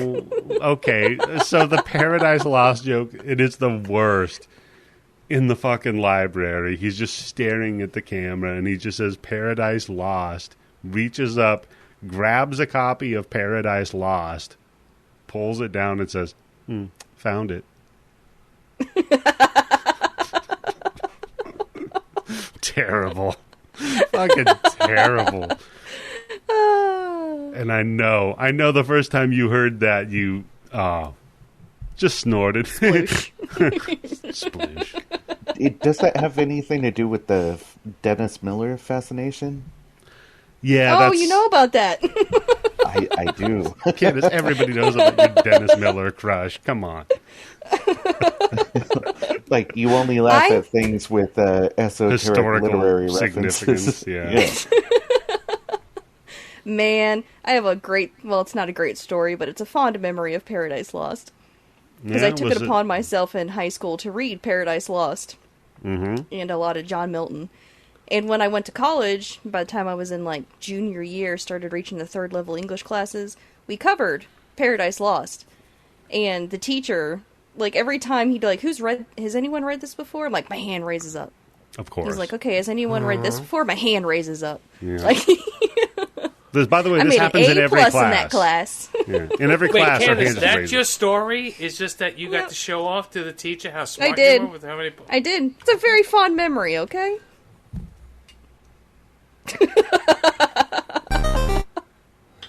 I'm so insufferable. Yeah, Candice, that's... You know what? You've just summarized yourself entirely in one story. That's very perfect. It's all we needed to know about Candice. So, yeah, they're talking about how, he's got his Ahab. And Eugene, I like Eugene's very trepidatious, right? He's like, okay, calm down. Still, you're doing okay, but don't get ahead of yourself here, right? You gotta make sure everything's lined up still. And the next day, we have Taylor and the cameraman, Todd, sneak into the diner where the final girl works. Todd's like, this is a bad idea. And when they get in there, they're trying to film her. They're just like, look, we're just going to check her out, see what's going on here. And immediately you just see Doc Halloran in the diner. Well, hold on. There's a nice little touch that they have here because she shows up at the table and she looks very distracted and she's looking all over the place, right? Yeah.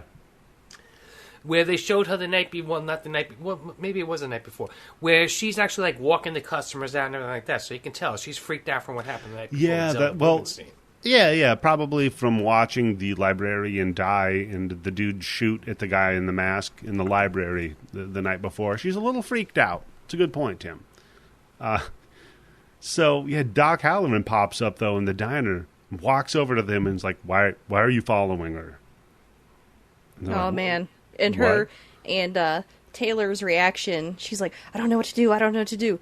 And the cameraman's like, just act normal, the opposite of what you're doing right now. Yeah, and I'm like, that'd be me.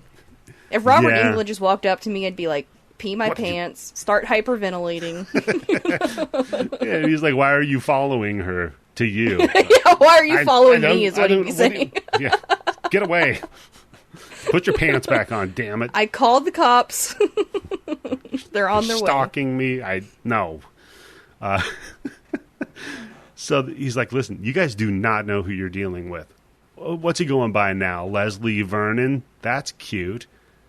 He's Leslie Mancuso. Dun, dun, dun. And he's from Reno. Mancuso. Is that Frank's son? What's that? Frank Mancuso. Friday the 13th. The producer of Friday the 13th. Correct, Tim. Candice? Yeah, good job. Good job, Tim. So they leave. I'll allow They're like, okay, we'll give Tim sounds one. backhanded. The fuck? Yeah. Good job, Tim. Hold on. I think I have a sign. I'm impressed. Here we go, Tim. You get a. There you go. There's a point. Oh, a star. You got a star. No, that's the coin. The star is. What's the mushroom? Doesn't sound very good. Here's a power up. That sounds terrible. I'm going to stick with the coin. Fuck. There you go, Tim.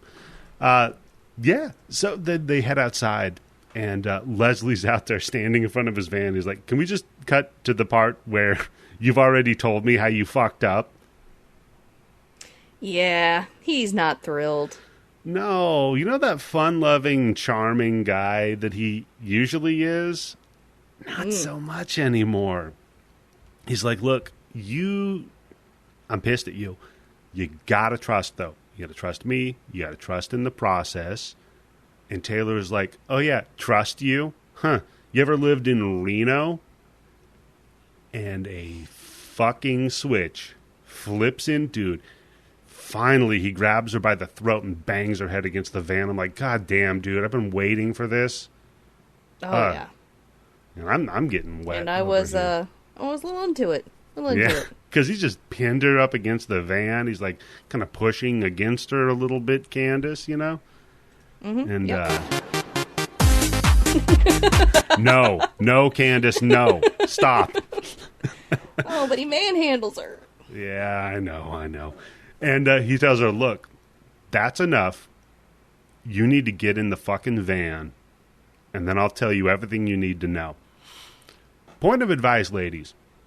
If a man is choking you and tells you to get into a van, don't. That's fair. But if he says please? If he says please, then yes. And what if he's made some incredible Dennis Miller style joke? Yeah, if he makes a joke about Paradise Lost. To your teacher about. Then yeah. Yeah, if he looks and acts like Leslie Vernon,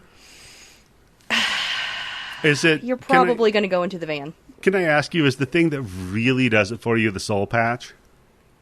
Okay, that part's not great. It's a very dated facial hair. Candice is willing to put up with a soul patch. Yeah. I've dated a guy with a soul patch for years. Oh, God. No. That's a bad It one. was the early 2000s. Everybody had a soul patch. No, I didn't. Tim, did you have a soul patch? No one cares about you. Hell no. Tim didn't have a soul Tim, patch. you're too old. JM, in the early 2000s, did you have a soul patch? No. I actually had a really, like, a 6-inch long goatee, and that was it. Well, there you go. Well, there you go. Close enough. Candice. Yeah. 3 out of That's not 3, a no soul patch. Candice. I do not care. All right? I stand by that. Everybody did except for anybody currently involved. Because you weren't cool. So he goes over to his house, and he's like, all right, here's the deal. I'm going to show you the breakdown of how I set the house up for the night's events. And this is so fucking great. And like you said, this is one of those things, Candice and Tim, that the whole, like, the meme of, like, oh, here's where Freddy would be, or here's what Jason would be doing the whole time. He breaks it all down in a way that completely makes sense. It's like, all right, so here's the deal. First of all, you want to be outside of the house. Keeps you mobile. You have a good eye view of everything that's going on. Inside the house, there's too many 90-degree angles, too much in, too much out. It's annoying. You don't want to be inside of the house. Here's the closet. She's like, well, he's like, yeah, I know. You're going to ask, why can't you just reach in the closet and get them? You can't do that, man. It's the rules. You kind of skipped over something that I wanted to bring up. Okay. Okay, so she goes through like a Dark Night of the Soul moment where she's like, am I going to keep pursuing this documentary that I'm filming? Or do I cut ties and run now before it's too late? And this was the screenshot that I sent you guys in the Discord host chat. Okay. Because, like, you can see when she shows up and she sits next to him and she's like, okay, all right, let's go through with this. Like, he looks so, like, happy with himself. Mm-hmm. And when you're watching it for the first time, you think, oh, well, he's just glad that he's going to be able to tell his story like this, but it's not really what it is. That's not why he's looking so pleased with himself. Yeah, because which he alluded to the fact that after the fiasco in the library, he's like up to this point I controlled it, and he's like, now a lot of it is on her to make her decisions that's going to move it forward. Yeah, exactly. A little foreshadowing going on with that. I just wanted to point that out because I just really love that. That was like some damn good acting right there. And I'll be honest with you, it is a note that I did pass over, is that, they considered stopping filming the entire documentary. And she had to have those moments to really kind of mill over it. And that's a good observation that he is kind of tipping his hand on a rewatch about what's going on here. So he's like, look, you can't reach into the closet. That's like a safe space. It's like the womb, right? You can't do that. Yeah, I wrote down that line. I really like it. The closet is a sacred place. Mm-hmm. It's symbolic of the womb. Unless you're playing Friday the 13th, the video game. Yeah, no, you can get fucked up in there. That's for damn sure. If you're playing Clock Never Tower. Never hide it under the bed. Never hide in the closet. Yeah, you just trap yourself. If you're playing Clock Tower, Scissor Man will fuck you up in there. Don't worry about it. You just kick him in the balls and run away. He's just a little kid anyway. Spoilers. So he goes, all right, so rule number 1, no one gets away. Right? So he says, what I'm going to do is I'm going to go upstairs here. I'm going to wait outside of the bedroom. Right? So the first couple, they're going to come up here. They're going to start fucking and that kind of stuff, and dicks in vaginas or butts or whatever. It's, fun. And then I'm going to... Yeah, he's so, he's so delicate about when they're doing their thing, when they're getting he really busy. Is. When they're having relations, he says... Then, you let him go for a while, and then I'm going to kill him. But then what you want to do, it's very important. Now you're on a timeline. You got to stage it after the fact, so it looks like they're asleep. Taylor's like, well, why? What do you mean? Like, well, duh. If somebody comes upstairs and sees dead bodies, they're going to fucking freak out. You got to buy yourself some time, baby. It's like, okay. So then... you have to start picking everybody off until you're just left with the final girl. He's like, check this out. I got this cool thing. I rigged the breaker of the house up on this toggle switch. And then I went downstairs, because you'd think, of course, you're going to go get some flashlights, right? Well, check it out. I put dead batteries in the flashlights. So they're fucked. So they're going to be like, oh, we got to go down to the basement, right? And check out the breakers. So he goes, so the dude's going to go down there. He's going to bring a girl down there to try to score. And he's going to see her shirt that he starts like opening it up. And then there's some big breasts inside of the shirt with the bra. And you're going to pull that down. You see a big old erect nipple. And you're going to start touching. And she's like, dude, Leslie, come on, man. He's like, look, hold on. Yeah, she goes, oh, Leslie. And he's like, this is my story. I'm telling it the way I want to. Look, dude, we're going to hang on this for just a second. And you just see it. And she calls him out. She says, isn't that gratuitous? And he's like, come on. Come on. I mean, of course it is. You know what movie we're watching, right? Yeah, come on. Those nipples were a little gratuitous. They were like pencil erasers. No, they were all right. I always think that, too, when someone has, like, really big nipples that stick out like that. I always think of those pink erasers. Those big ones. I'm glad someone else has made that observation besides me. Yeah. Sorry, I passed out for a minute thinking about the nipples. I'm going on Pornhub right now. I'm typing pencil. Tim? No, Tim. We're recording a podcast, Tim. I'm gonna have to stop you there. All right, I can wait. Let's speed it up. He's Manscaped. He wants to. That's true. He's streamlined and he's ready for speed. So there you go. He's nimble and what was it? Nimble and fast. Yep, nimble and fast. There you go. Okay, good coordination. Everything a woman could want. So he's like, yeah. Then you kill them and you kill the guy, right? And then the woman, she's like, you don't kill the woman? It's like, no, she's like the starter pistol. She's going to run upstairs, and that's the cue for everything to start happening. That's when the shit hits the fan. Mm-hmm. So then you got to be out front, right? You hide the body in the shed, the tool shed, which, by the way, only the final girl can go into the tool shed. And Taylor's like, wait, well, why? He's like, well, there's weapons in there and shit. He's like, but it almost sounds like you want her to go in there. He's like, well, yeah, you want her to go in there and reach for a big, long, hard weapon. You know why. Taylor's like, what? He's like, well, she's empowering herself with cock. Will she grab the cock or will she not grab the cock? She's like, great, you're pro-life and you're misogynist. Yeah. Yeah. Are those usually exclusive? No, I think they usually are inclusive to each other. Pretty hand in hand, right? Yeah. Which is great commentary on the entire, like, slasher genre, right? Of, like, gratuitous sexuality and nudity, violence against women. I mean, clearly, like, phallic imagery used for weaponry and this was always... this was one of the things I loved about this movie when I first watched it, because it was stuff that, I grew up watching Friday the 13th and the Halloween movies, and they always do this. There's the final girl circuit, where she starts discovering the dead bodies of her friends. Every single time. There's the chase scene. Like, they just nail it. All the bodies fall perfectly timed as she's walking past them. Mm-hmm. Just absolutely nails it. And now we know there's somebody with a fucking fishing line off camera pulling the bodies out. Yeah. Well, because you've got to, as he puts it, you've got to make her take my manhood and use it against me, right? And they go through the tool shed, and he's like, but it's cool. I sabotaged all the fucking weapons anyway. I pre-cut through the axe, so you're only going to get, like, one swing out of that. I fucked everything up. He's like, so hopefully she doesn't just, like, kill me with the first shot, because then otherwise, like, dead. That's anticlimactic.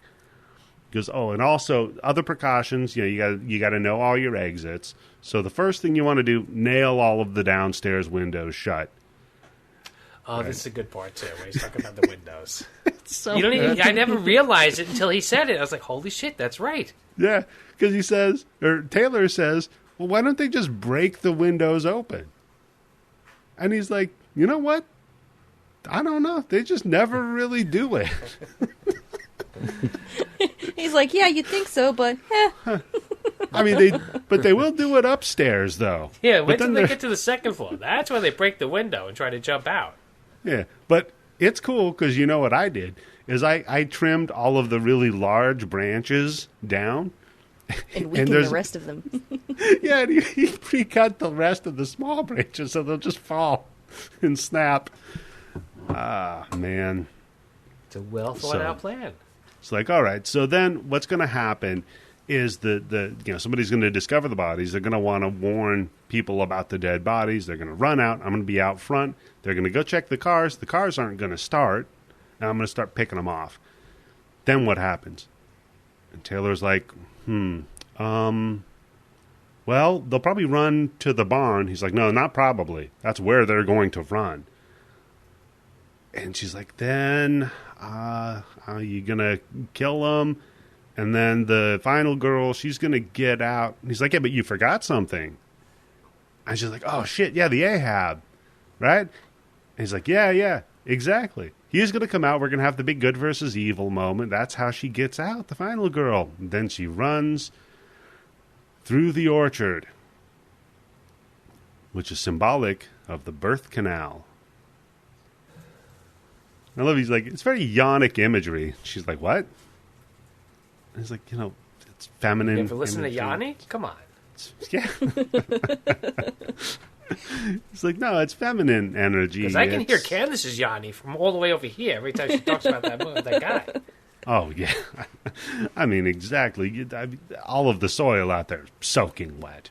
Water the crops. And he's like, yeah, I mean, it's vaginal, so this symbolizes the birth canal through which she is reborn. Her innocence is lost, and she is hell-bent on revenge. And that brings us to here, the crown jewel. And what is the crown jewel, Candice? It's an apple masher. It's an apple press. Apple press, yep, that thing. Yeah, and she's like, well, what's going to happen here? And I love his line. He's like, well, I mean, it's going to crush some apples, and the juice is going to come out here. The cameraman fucking loves it. Just his delivery. So good. He goes, yeah, but tonight, it's going to hurt someone. Yep, but who? But who? That's a very good question. So now we cut to an interview with Eugene, his wife, Leslie, and it's the night of. And I love Taylor's question is just like, well, how would you survive this whole scenario? People's answers. I don't know if you guys have notes on it, but they're fucking great. Run like a motherfucker. Don't look back. Yeah. Don't hang out with virgins. Yeah. Stay the fuck away from virgins. Yeah, and if you're hanging out with a virgin, try to get him some dick. Get someone in her pants quick. Yeah. Oh God, I think about this when I go jogging and stuff. About getting the virgin some dick. Nope, I think about like the running. I'm like, all right, so if a zombie apocalypse happens, I gotta run for stamina, and I gotta also run for speed. Mm-hmm. And I think about these things while I'm jogging. I'm like, depends on what keep kind your of core zombies.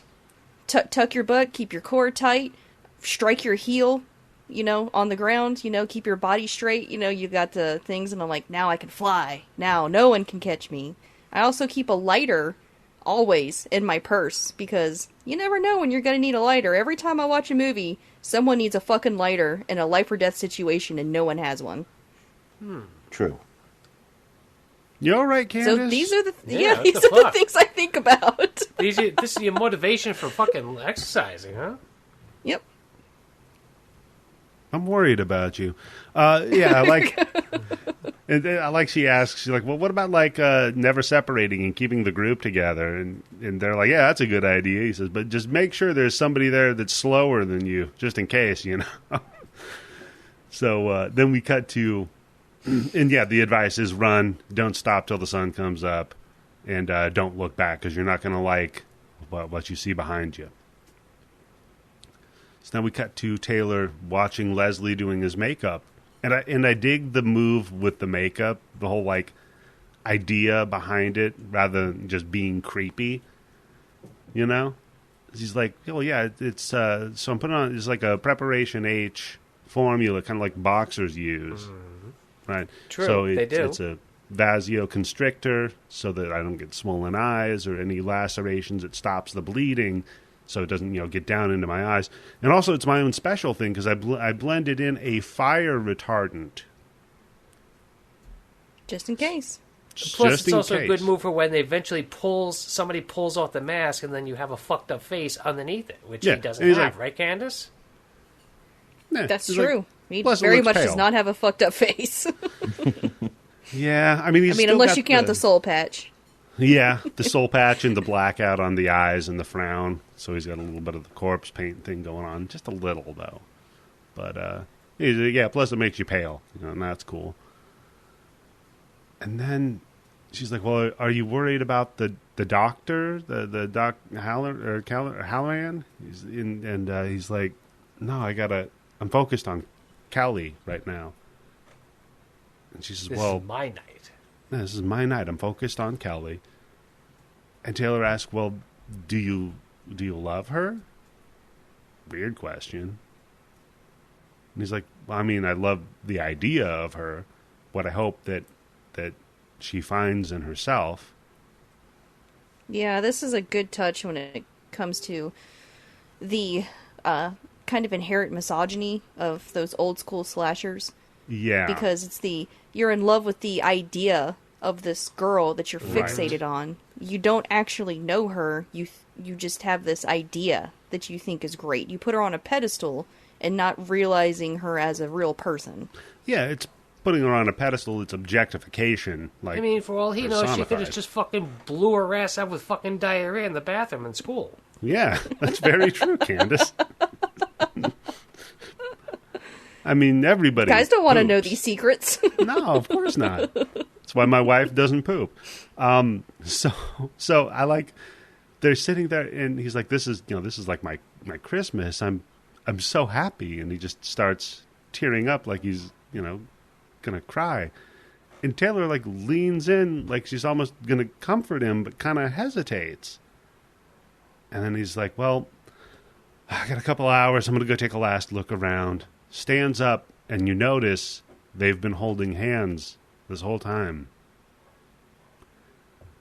Then we cut to the room in the house by the bedroom, where he's prepared to kill the couple coming up. Leslie kind of tumbles in. He does a little parkour into the window. He's like, all right, so there's 8 kids in the house. They're all drinking their beers and their vodka. They're getting lit. They're getting horny. And, by the way, pulls out the spark plugs. I'm not getting hit by a car today. It's like, okay, now let's all listen in. We'll hear the jock and his girlfriend. They're going to be coming up here, and they're going to do some also fucking... made me think of Friday the 13th, the video game. Like, rookie move, try to run over Jason. Yeah. Jason's going to come back from that. You play the Dead by Daylight stuff, by the way? No, I do not. No. Same concept, but with multiple franchises. Yeah. Yeah, I know they have, like, Michael Myers... Yeah, Pinhead's in there, too. It's fun stuff. So, we hear them get started with the sex time in the other room. And he's like, all right, well, time to dance with the devil. Puts the mask on, goes in there, and we just hear off-screen them getting killed. And as soon as we hear that happening, the entire demeanor of this shit just shifts. Because Todd, the cameraman's like, fuck. This is really happening. And he's like, should I try to capture it or something? Should I film this? And Taylor just kind of sits there. Leslie pops back in. He's like, all right, guys. Whew, I did it. Remember how we're all, like, part of the team and celebrating? And Taylor, like, recoils from him. She's like, no. I'm not feeling this. And he's like, all right, you need to get the fuck out then. All of you need to get the fuck out of here right now. Yeah, it's like she has to take a shit or something. Get out right now. Yeah. I don't want to smell that. You need to go downstairs for 15 minutes. Look, you're harshing my buzz right now. You all need to go. So he takes them out to the van. He's like, no, you can't stay here. You got to look. And Taylor's like, what? He's like, no, you got to look. Like, I can't just stay here and let this happen. So he takes off his lavalier mic And he says, look, you guys have got to fucking go. This is my night, and it could still go either way. After tonight, I'm either going to be dead, locked up, I'm going to be in hiding, so we might as well make this our goodbyes. And he goes in, shakes everybody's hands, like, been good working with you. Taylor tries to talk him out of it, though. She's like, look, you're trying to fill a role right now that maybe you don't have to. Right? So he's not hearing any of this. He's like, I have to. No. This he's is like, my calling. This is my essence. Yeah, this is how I was born. He even makes her laugh and cry a little bit. Because he's like, why did you become a journalism major? Yeah. He's like, and she starts laughing and crying. It's like so moving and well done, and I just love it. Because his thing isn't like I chose to be evil. His thing is like I chose to be a counterbalance for good and evil. Yeah, well, that's what he says. Yeah. You chose journalism. This is what we were born to do. So Todd's like, all right, I'm going to get one last shot of the house. And then he says, all right, well, the power went out just like you said it would. And Taylor's like, look, fucking turn that off, dude. I am done with this whole shit. No more documentary. Turn it off. It's done. And they do. And so this is when the movie falls apart. Well, no, because this is when it's no longer that movie and it becomes a different movie. But it's not a good, different... I don't... This is what stops it from being a perfect movie to me. Really? Because I feel like this is like the weakest part of the whole movie. The tone shift. Gonna kind of agree with Candice, because in the library, when they switch from documentary to like the scene where her and Zelda trying to figure out what's going on, I'm like, no, this is a different movie now. But not in a do good it way. all the way. Yeah, you have to do it all the way shift. through as a documentary. Okay, so JM, what's your defense of this? Oh, well, I just kind of like when movies are like have movies within themselves, and the fact that it knows the rules of the slasher inside and out, and then they're able to create sort of this meta slasher on top of it. I just thought that was like a really nice way to go, as opposed to just being a mockumentary the entire way through. So I am going to agree with you, JM. I think, honestly, I disagree with Candice and Tim. I think this is where it really picks up some steam for me, is when it drops the lens of being the mockumentary, and now we're just in it with them, we are observing them, right? We are the other lens on this now. And it totally leads into Leslie Vernon setting this entire fucking scenario up, which we're going to find out later, and they have no control over it. I do appreciate what they're trying to do. No, you don't. Shut up. You don't appreciate it. No backtracking, Candice. No, I'm kidding. I appreciate what the filmmakers were trying to do with this, is because... You know, they think they know the rules of the game, but they don't. Right. They still have no power over anything, even though they thought they were privy to it all. Yeah. Like, it's real like I said, this movie is just the best dissection of slasher movies. But I just think that these parts aren't well done. Okay. Okay. And that's fair. You could say it's not shot proper like a movie the way that it could be, maybe. But okay, that's a fair enough argument. So then, yeah, it's basically what we have going on now is what Leslie's plan was, and them, the film crew, attempting to subvert it because they know all of the beats. So they think like, okay, well, clearly this is all supposed to go. Now. Everybody get out. Oh, do this. Yeah. Yeah, and I'll give you that the pacing here is rough. Right? Because what they're trying to do basically is go in and they're saying, okay, we know all of the beats that he's about to take. We are going to subvert them. But the problem is that it comes with a supposition. It comes with the premise that Kelly is the virgin who Leslie is here to guide through their fate, ultimately. Which we learn Kelly is definitely not the virgin that Leslie is. Not with here. that skirt. I mean, reverse cowgirl is probably a level 3, maybe 4, right? I mean, there's a lot of things. Oh, yeah. There's a lot of shit that can go wrong with that. I mean, I think that might be the position that causes the most injuries to penises, period. Yes, agreed. Yeah, you gotta know your JM, shit. you want to talk? You got a story here? Luckily, no. I need like a crunching, like a carrot being snapped sound. Oh, don't do that. Yeah. right now. Yeah, you know, I even never saw the point of that described it. position. It doesn't feel good. It doesn't? Is it just for like vanity? It's for who you're writing. Like, sometimes you just want to see a backside. And you just wanna lay down. sometimes You you don't don't wanna want be to back do there. doggy. Right, yeah. Yeah, it's like a doggy, but the guy doesn't have to do any work. It's a lazy doggy. That's what It's the lazy, dog. doggy. Tim, we need to rebrand Reverse Cowgirl as the lazy dog. Every dog has his day. So, yeah, because she's just riding the dude out upstairs, and they're all up there like, fuck. Leslie better not figure this out, because then the next move is he has to kill literally everybody, because rule number 1, no one lives. Yeah, but this way only one's going to live. Yeah, fair. I mean, either way.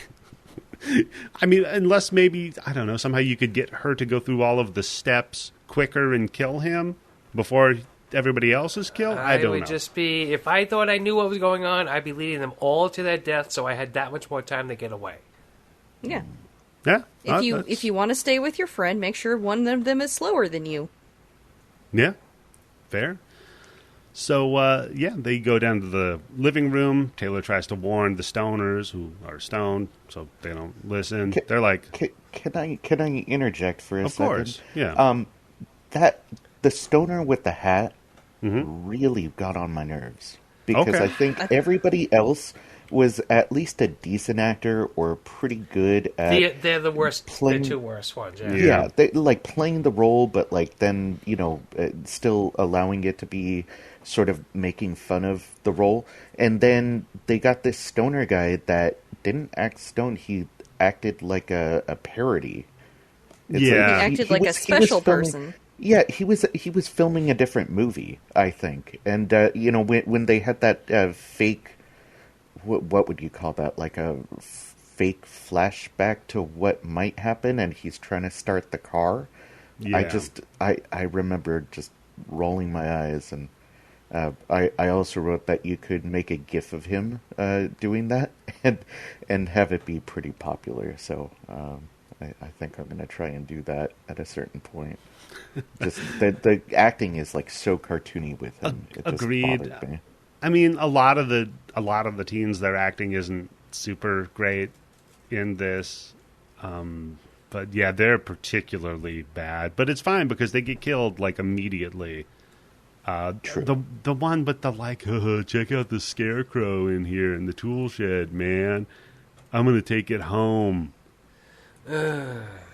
And plus, let me point out that Giving Kelly Stone chick, is a bad name.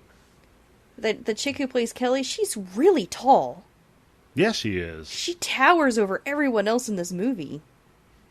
Yeah, that's Did anybody a else weird notice choice. No, you're right. No. They have to shoot it at like weird angles with her a little bit. Even the guy that Maybe she's that's with. why the skirt was so short. They didn't think she was going to be Very that well tall. could have been. That's true. Yeah. I mean, we see a couple of nice shots with the ladder here in a minute. Well, Yeah. Oh They- my Yeah, god, talk holy about Christ. gratuitous. Yeah, they did that 3 times, and Yeah. I was racking my brain because they made it seem Really? like 'Cause that I was saw it like 9 a times. slasher convention, and I can't remember another slasher with like a really good panty shot like that. No, I mean, Play it Resident was- Evil 4, you'll get it. Okay. Maybe it's a. Yeah, I don't know. I mean, because it's also like the Dutch angle kind of thing that they're going with. They have the harsh Dutch angle with the librarian, right when they're panning over the carpet, moving over to the desk to So maybe there's like a bit of that, but with the upskirt, I don't know. No, it's just panty shot. Yeah. We got the one gratuitous boob shot. This is one for the ass people, I suppose. Except it wasn't Zelda for you, Tim. Oh, well. Oh, There's- Zelda Rubenstein panty shot. No ladder in the world is big enough to take that ass going up it. So yeah, Leslie scythes the stoner through his fucking neck, and then, dude, the post hole digger through the He chest did of the say other that stoner. if they tried to go in the shed, they were going to get the post hole digger. And it's such a great kill, though. Like, through the chest, opens, does the spread, and then pulls the dude's fucking heart out and hands it to him. I thought the guy's going to try to use it as a bong, the way he was pulling it up to his Oh, face. God. Yeah, if you tried to light it and take a hit out. See, that's where Candice's lighter comes in handy. That's true, yeah. Yep. Candice, you would have had your lighter at that moment. So they're like, all right, we gotta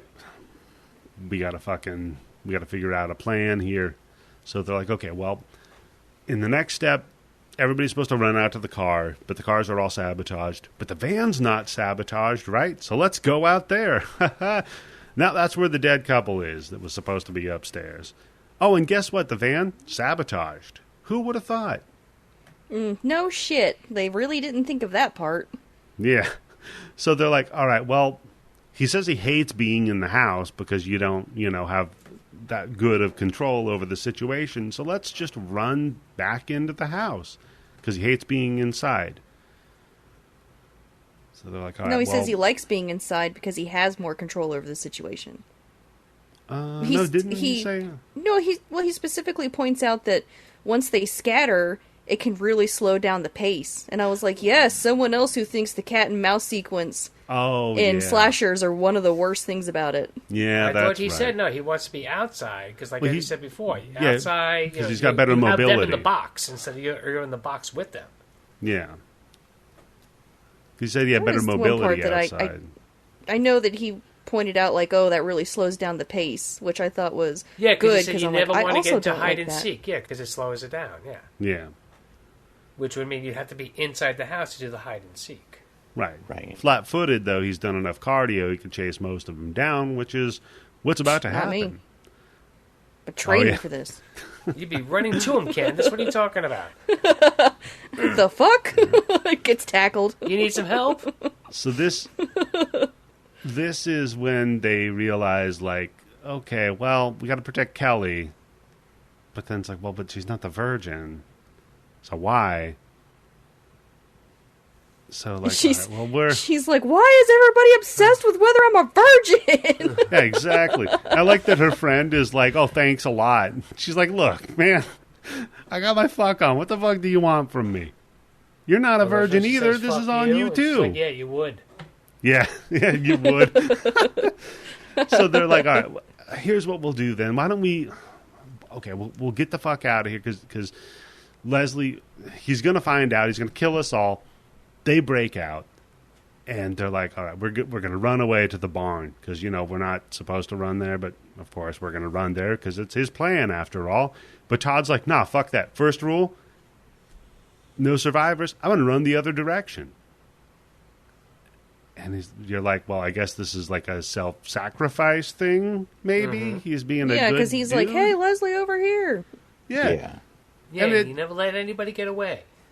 Yeah, and it sort of works till he gets to the field with the blood in the soil and gets stuck Which they there. don't really show that very well. You just see him No, falling and touching to me, the it ground looked and like being mud. like, what the fuck? Yeah, it just looked like yeah. mud. Yeah, it would have been nice if they had a little bit of the blood coming up from that. But yeah, usually Todd falls down and it's like, look, man, take off your fucking mask, okay? We're in this together. Remember, it's me, We're Todd. pals, remember? We're buddies. And it's like, no, this guy's a psycho.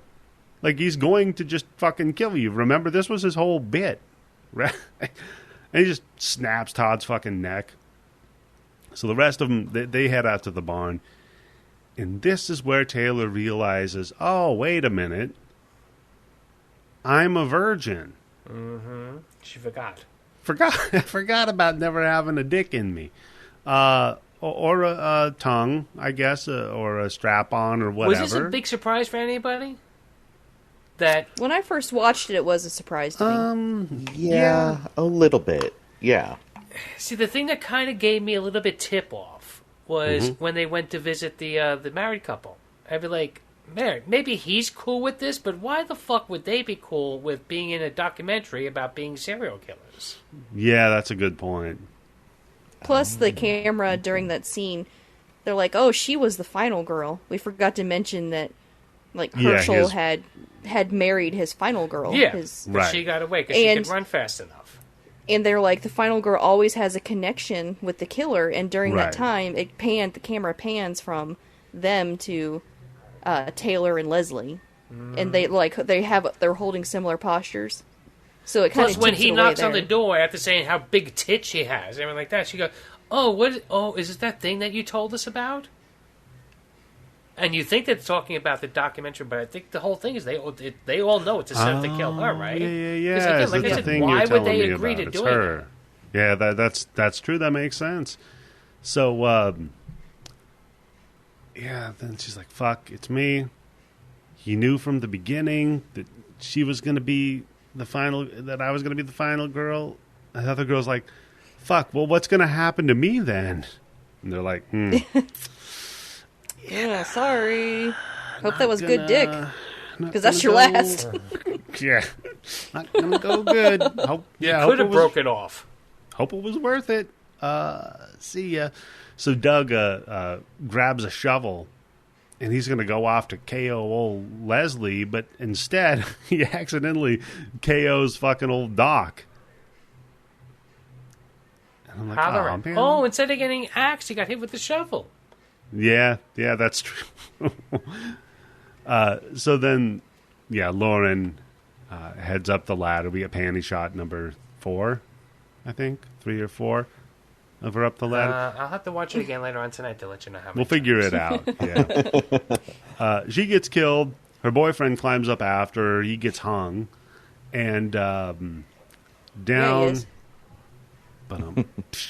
Yeah, sorry. Cue the Six Flags music. Oh, yeah. Candice, I gotta... No, Candice. So, we're just chastising Candice for having any sexual, thoughts or whatever, but then Tim, you and I... I had to sit through Life Force, and this is a movie for me, and everybody's like, movie. "Oh, it's so gross." Yeah. Nobody will ever think about the old man from fucking Great Adventure watching that movie. That's true.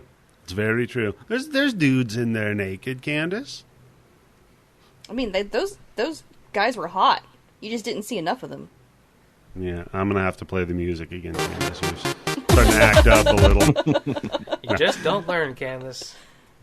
So then... excuse me. So then we cut down to Taylor and the other cameraman, and they're trying to escape. Trying to get the fuck out of here. And it's going just as planned, right? The doctor pops back up and stalls Leslie as he's approaching them. Taylor runs out the back, and the other cameraman he stops Leslie for a second. Cameraman looks like Dave Grohl. It's like he does look like Dave Grohl. Holy shit! I didn't even think about that. Yeah, goddamn. So he's like, no, I love her. And just like, whatever, just bangs his head up against the fucking wall. Oh, yeah, he just mows right through him. He just I'm done with grabs this his shit. head and slams it up against the post. Oh, wait, now, is this the part where we just went past the part where I sent you guys a screenshot, right? Okay, yeah. That's the part, Tim. Go for it. I swear to God, I thought this movie was going to do it, because fuck her right there. She's not a virgin anymore, right? Because he grabs her by the shoulders, right? Yeah. He turns her around and he pushes her up against the wall. And it cuts away. And the video goes, just do it, or something like that. Let's go. Look, you're going to die. Fuck that guy's plans up. He can't fucking kill her as a virgin anymore. It's like once bitten. But Tim, either way, if she's not a virgin, she has no chance of living. If she's a virgin, she has some chance of living. Does that guy have any chance of living? No. He's getting killed either way, so... So might as well get some sex on the way out. And just despite the killer. That's it. Just despite the killer. Yeah, okay. Now she's not a virgin. Got you. I guess, yeah. Fuck him, I suppose. But that, 3-second video that I shot that I sent you, it looked like that's what was going to happen. Yeah, it did. Tim, this is your defense of always hey, if somebody's starting to fight with you, shove your finger in their ass. Well, right? if you want to end the fight, yeah. Yeah. No, she slides down the weird, grain slide or whatever the fuck they've got. This weird-ass barn, I don't know. And she ends up running down into the tool shed and grabbing the axe, even though she knows she knows is jimmied. Yeah, that's sabotage. It doesn't matter though, because she's got to do the thing. No, you weren't paying attention. She goes to the back of the shed because in the setup he says all the tools right in the front of the shed are all fixed. Yeah, that's why she goes all the way to the back. At this point, she knows that those rules no longer apply. True, you would think that everything in there is suspect at this point because he set it up for her. But she also knows that this is his prophecy or whatever, so the only way that she has to get out of it is by fulfilling it. Right. Plus, on the other hand, a fucking axe handle by itself is a pretty damn good weapon. That was my point. And, they kind of get into that because, she then runs into the orchard, of course, and she is reborn, hell-bent for vengeance, takes off her jacket, and she's got the final girl tank top stained up thing. Yep. Of course, like you do, right? And then you get, her being stalked through the orchards. She kind of gets the drop on him and axes him in the stomach, which, why would you go for the head, right? Yeah, that's true. Maybe it's just a bigger target, so you're more likely to... And you would think that getting axed in the stomach is going to incapacitate you. I mean, it's going to hurt, that's for sure. Even if he has a bulletproof vest on and it doesn't go all the way through, it's going to still fucking hurt your ribs. Yeah, because we find out, that he got shot by Doc Halloran earlier, right?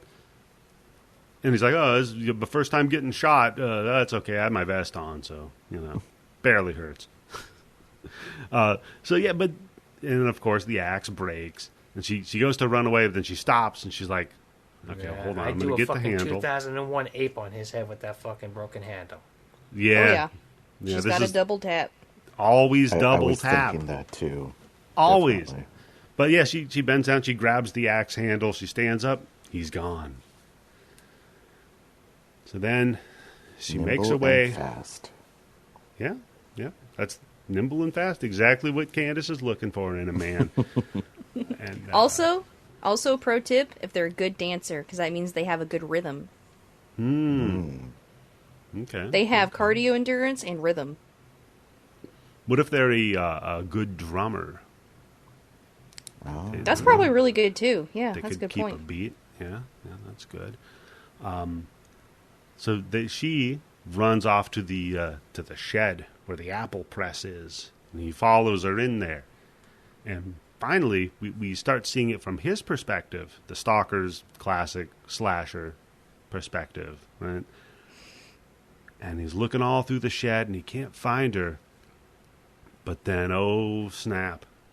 She gets the drop on him by throwing one of those, the rope with the big metal thing with the hook at the bottom of it that you see everywhere, and you're like, what the fuck? It's like for lifting... pick up cargo or something like that, looks like. He used to, lift the engine out of a car. Yeah, it's probably for lifting hay bales.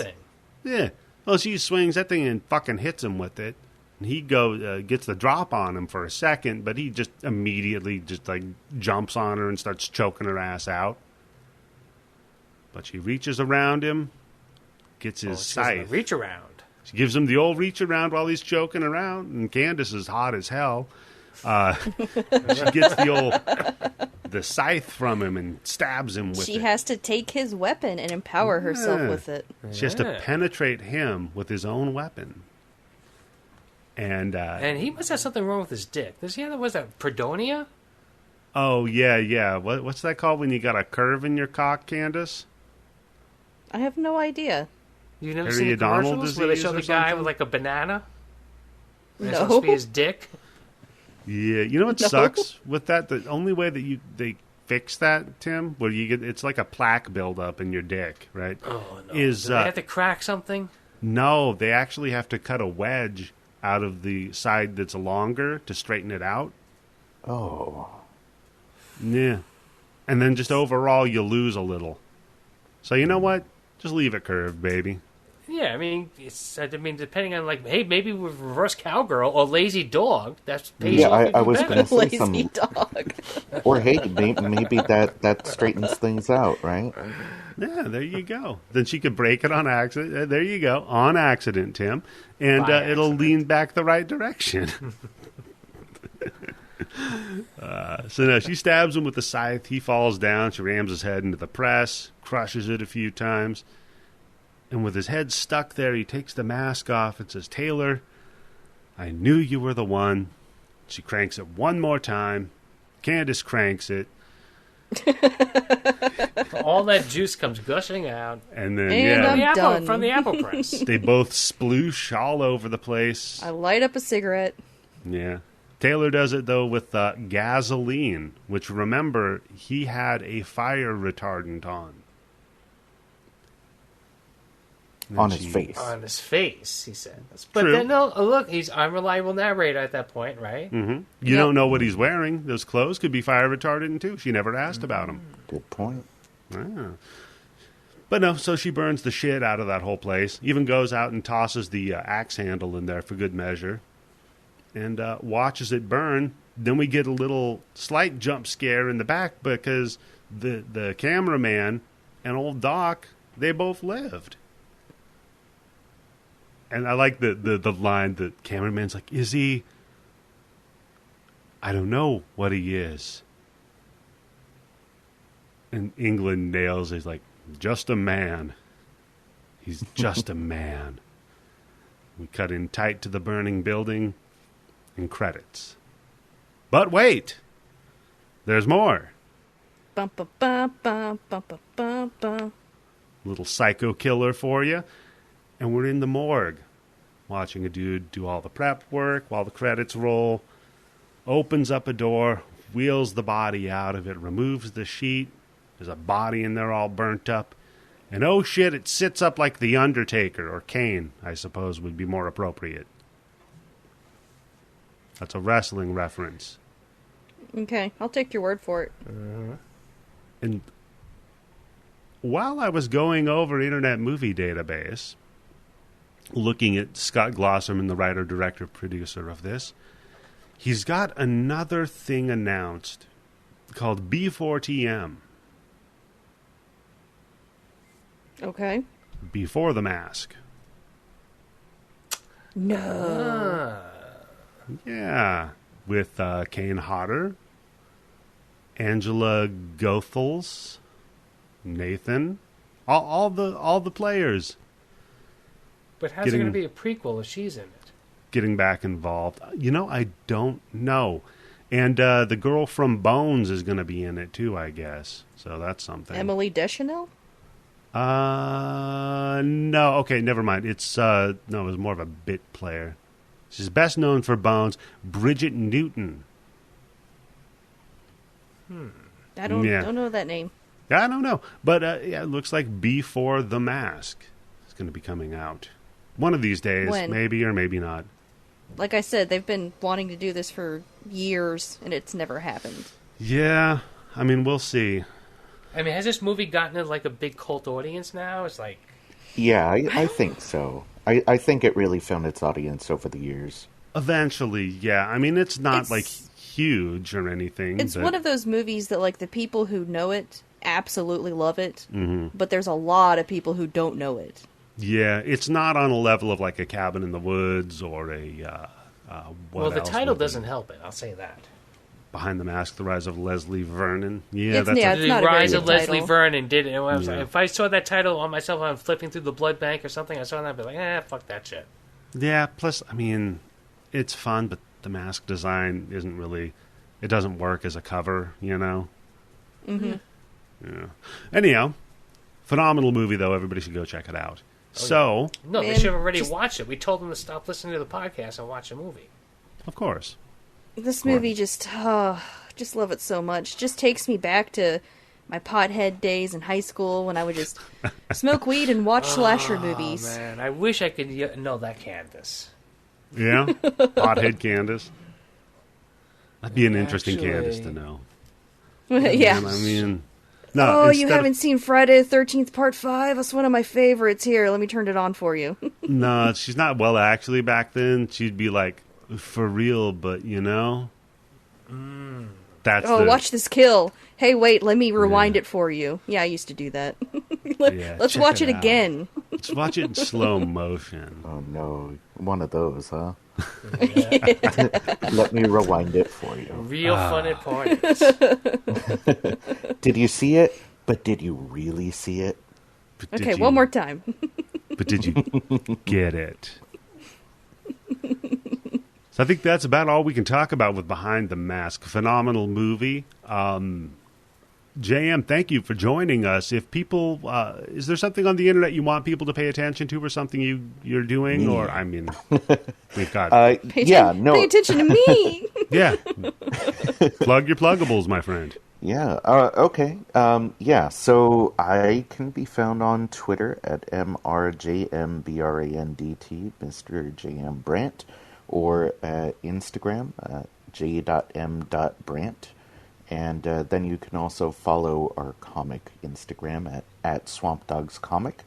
And if you want to check out anybody else on the team, everybody is worth following. You can go to swampdogscomic.com, and all our socials are there. All their social security numbers are listed on the website. It's Sweet. very And our top 3 passwords, yes. Yeah, 3 favorite passwords, where they graduated, the name of their first pet. It's a very dangerous thing for them to do, but you know what? They're in it to win it, baby. What about you, Candice? People, anything you want them to pay attention to that you've done? Upcoming this week, I'm going to be recording with Everything I Learned from Movies. It's going to be my premiere on that show. And if I like it, I might stay. You never know. You never know. You know what? They can have you. What about you, Tim? I'm doing Everything I Learned from Movies also this week. I'm doing it tomorrow night with Bela Lugosi meets a Brooklyn gorilla. Oh. And he said, Frankenstein ain't got shit on me. I'm going to work that joke in. I know you're going to. I know you will. Of course, you can always check us out at patreon.com/bloodybits. You can go to manscaped.com, put in promo code BITS20 to get 20% off your Manscaped order. Please do it. We need more of you to do it so we can be a really real podcast for once. God damn it. Yeah, remember that guy who said we weren't a real podcast after like episode 15 or something? That fucking guy. Fuck that hairy, bald motherfucker guy. Yeah. I bet he doesn't have any rhythm. You don't got a hair on your ass unless you get Manscaped to get rid of the hair on your ass. How about that? Other than that, I'll always check out the Grind Bin podcast. And give us a review on whatever you're listening to. Unless it's Spotify, yeah. Fuck them. If you don't have any money, and you want to support us, just give us a 5-star review and then just say, like, I did this. Yeah, I just say I did this because the guy told me to. I don't know why I did it. I don't have any control over my own life. I just do what people on podcasts tell me to do. And then never listen to... He shouldn't listen to. Then. Yeah, never listen to any of the QAnon shit if you're that guy. But ladies and gentlemen, I think that this is how we end it.